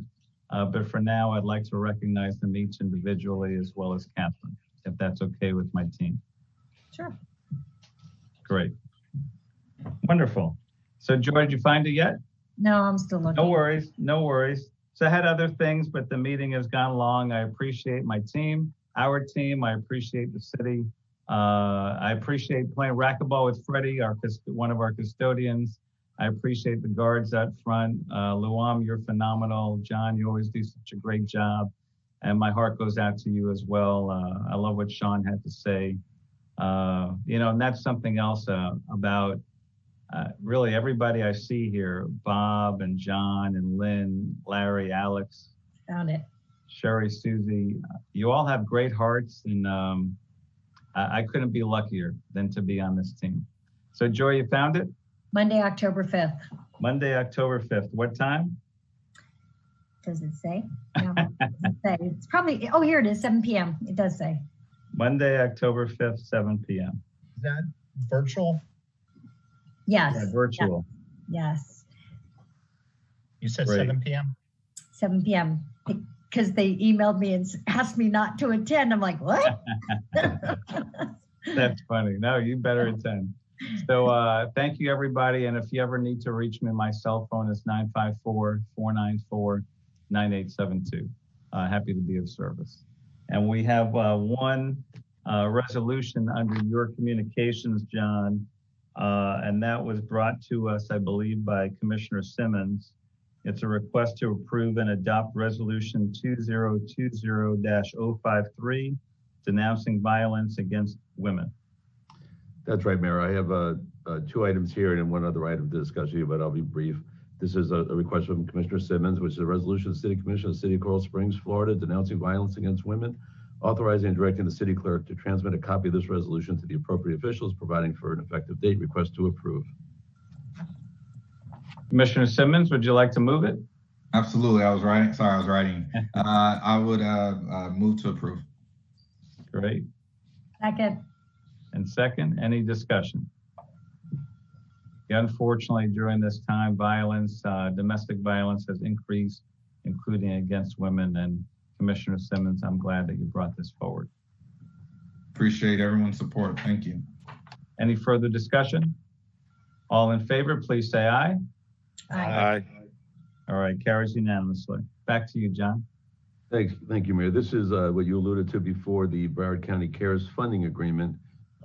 Many people have worked very hard on this. Catherine Givens has done a tremendous job, not only working on behalf of the city, but on behalf of the whole county through the city, other cities and the county working together. And this is a request to adopt Resolution 2020-54, approving and authorizing the execution of a funding agreement with Broward County relating to the Coronavirus Aid Relief and Economic Security Grant funding in the amount of $5.793 million for reimbursement of certain eligible expenses recognized by the U.S. Department of Treasury. Request to approve and providing for an effective date. So just very briefly, it's just under $5.8 million. That's for the city of Coral Springs has the potential to get. It can be done for our cost in monitoring nursing homes, assisted living facilities, personal protective equipment, cleaning, disinfection, public safety, payroll, residential assistance programs, small business assistance program, and I believe Frank can update you on some of the plans with some of that money right now. Great, thank you. Thank you, Mayor. Thank you, John. And then Catherine can correct me if I get anything wrong here. But first, before I do this, we were honored to be part of the committee that was put together through the City Managers Association to work with the League of Cities in the county. And Catherine put in countless hours, really doing a great job with some other representatives throughout the county. So I just want to thank her for that extra work that she didn't have to do. Something really exciting about this, we're probably going to have just over $2 million to influx into our community. And that's going to be in the way of small business assistance, some rental assistance, and mortgage assistance. Catherine's still working with that subcommittee and our internal staff to kind of get all of the parameters worked out on how that money is going to be spent. But we have a very short window to do it, so we will be getting the money out as soon as possible. But Catherine, thank you for all your work, and I don't know if you want to add anything to what I said or John said. Y'all summed it up great. Thank you. Great. Mayor, the only other thing I would tell you is that there are some forms that are still being worked on. So we will be working on them, and they'll be substantively the same. We have a timing issue. It all has to be expended by December 10th. So looking here for a request to this commission to approve the resolution 2020-54. Move to approve. Second. Moved and seconded. Any discussion? Commissioner Vignola, you trying to say something? No? No, sir. Just waiting to vote. All right. All in favor, please say aye. Aye. Aye. All right. Carries unanimously. So I would just ask Frank that when we get this out, if Luam can give us a quick reminder so as many of us as possible can share as much as possible on social media, I think that'll be a great way to get the word out. Aaron, if we have more by the workshop, we'll get it to you guys then as well. Wonderful. Yeah, one of my focuses will be small business, and the residents that need help with rent payments. Is that an option through CARES funding? We're looking at rental and mortgage assistance as being one of the options. Perfect. Wonderful. Thank you. Anything else, John? Mayor, one last item. We do have a workshop September 30th, which will be virtual. When October 1st comes, as of right now, the governor has not extended virtual meetings except for budget meetings up to and through October 15th. We are looking at that. We are working with the Attorney General's office. It's right now, having spoken with Frank, I think it's our intention to plan on our first meeting in October for sure to be virtual. It would still be under when the governor's allowing budget hearings to be virtual. We have some authority. Commissioner Simmons was talking about our home rule. There's nothing in the state law that prevents us from doing that. There's some Attorney General opinions, mostly from many years ago, which said you need a quorum to be able to have commissioners call in, and it had to be two-way communication. So this is back in the day when technology was a lot different. Having preliminary conversation with the Attorney General, I believe we can do it virtually. We're going to continue to work on that. We may advertise it as we did the budgets, that they may, it may be one or the other way, and we can then confirm on September 30th exactly how the commission wants to, and we'll have all our information then. But as of right now, we feel, especially for that first meeting, confident that we could do that virtually, and that's the preference of staff at this time. All right, awesome. Do that update. Thank you. That's all I have. Thank you. Mayor, I just have a couple quick items if you have time. Absolutely. I will go as fast as possible. Sorry, there's a lot going on. First, I'd like to extend our condolences to Alex and Bradley Falcone for the loss of their grandfather. Alex is up handling some family business and can't be here. And I know Bradley's on the line, so I just wanted to, say sorry for their loss. Sorry to hear that. Yeah. So just a couple quick things. The COVID numbers are all going in the right direction. We'll have some more information at the workshop. We look forward to continuing to get some more things reopened. Looking forward to schools getting reopened, and we'll continue to monitor that. Thank you very much to the commission on all your work with the budget process. And I do want to say, I know you said it, Mayor, but I just want to reiterate thank you to the budget team and all of staff that worked on the budget. They had a very hard job this year, and they did a great job. Government Academy is going to be held on October 15th, 22nd, 29th, November 5th, and November 12th from 6 to 7:30. It'll be being announced, and registration details will be coming this week. So all the staff is going to be doing it virtually, but they still want to get Government Academy moving forward. I'm happy to announce that our census numbers are at 71%. I would challenge Coral Springs to get up to 80%. Let's keep getting the census in. The more accurate numbers we have, the better chances of certain funding and so forth we have. Unemployment plans for a virtual job fair. Coral Springs unemployment numbers are at 8%, down from almost 12%. Broward County's 9.3%. This is trending in the right direction, but we're going to be working on hosting a virtual job fair. More to come on that. Chief Perry, if you could be on camera for a second. I would like to congratulate you, the men and women of the Coral Springs Police Department. We were notified that the Florida Crime Prevention Association recognized the police department with the Prevention Community Outreach Program of the Year for the state of Florida. Awesome. Congratulations, Chief. I appreciate that, but I want to tell you that especially this year, this is something that's always done in conjunction with our fire department, and our firefighters help us out with a lot of the safety aspects. But even more this year, with the cooperation between us and the fire department, this couldn't have been done without the help of communications and marketing. So, as you know, Mary Boast has been hosting and Kiwanis Club has been hosting the Safety Town, for over 30 years. This year, because of COVID, we had to do it virtually, and we all chipped in together, and like I said, communications and marketing helping us, we were able to do something virtually, and I'm really proud of everybody's efforts. So thank you, and I appreciate that.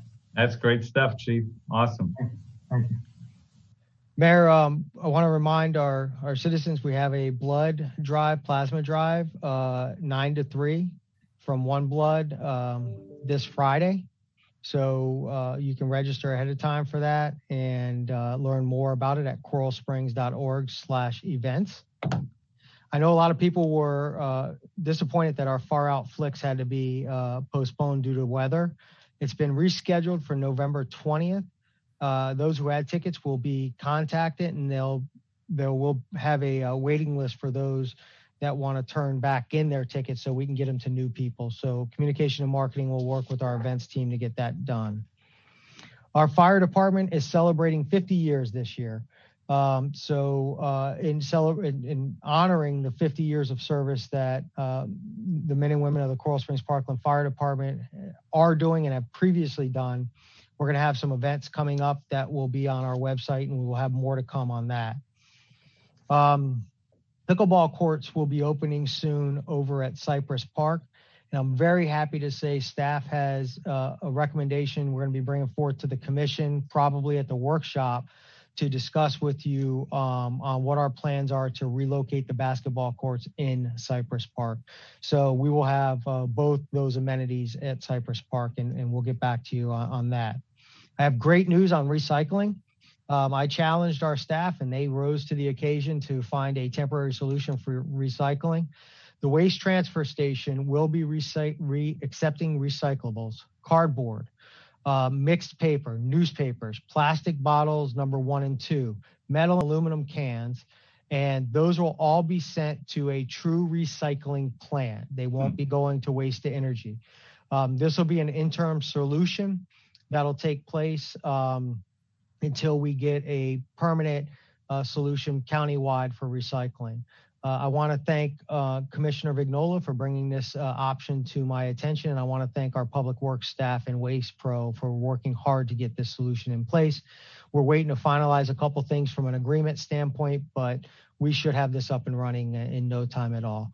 And I know that's something that's very important to our community, and we will continue to work on. Good stuff. And just to be clear, Frank, the plastic bottles, that is without the caps?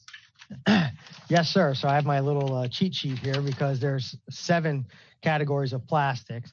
So it's soft drink bottles, mineral water bottles, fruit juice containers, cooking oil, no caps.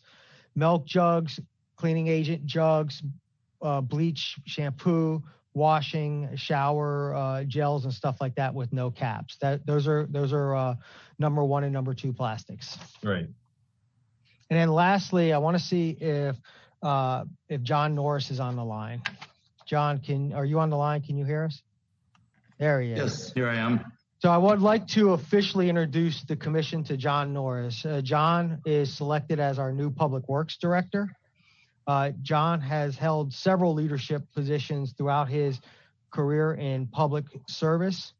John we gave him the option to start on September 30th, and here he is. He's already joining meetings. He's already doing research and getting acclimated to the budget and having meetings with other department directors. So that go-getter spirit that I talked about earlier, he's already starting to fit right in. John's a graduate of the Citadel Military College of South Carolina. He has a degree in civil and environmental engineering.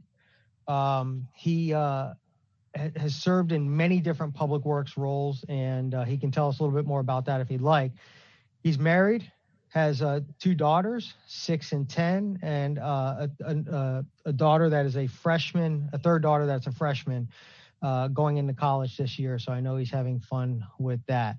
John, I want to say welcome to the team. I want to give the commission a chance to see your face and introduce you, and give the commission a chance to ask any questions they may have. Welcome, John. Welcome, John. You look like you're coming to us from the investment banking world. Thank you. I appreciate the welcome, Mayor. And we look forward to getting there. We're packing up right now and loading up a truck for this weekend. So Wonderful. Well, thanks for being here early, and we really look forward to welcoming you in person, John. Yep. Thank you. Looking forward to your innovative suggestions. Thank you, Vice Mayor. And you and Larry can, share about having 3 daughters. Absolutely, sir. It's nice to know I'm not the only one. I'm sure you get the question quite often. You know that you know how that goes. But yeah, welcome to the team. Look forward to having you, and wish you all the best. Thanks, sir. Place to work. And safe travels coming down here, John. Appreciate it. You bet. Yes, sir. Back over to you, Frank. Mayor, that's everything that I had. Thank you very much for the time, and just wanted to get some of those items in. Thank you. Wonderful. Thank you so much. Long meeting, good meeting. We're past the 3-hour limit. Everybody have a wonderful evening. Stay safe, stay connected, stay positive, not COVID positive. Good night. Good night. Take care.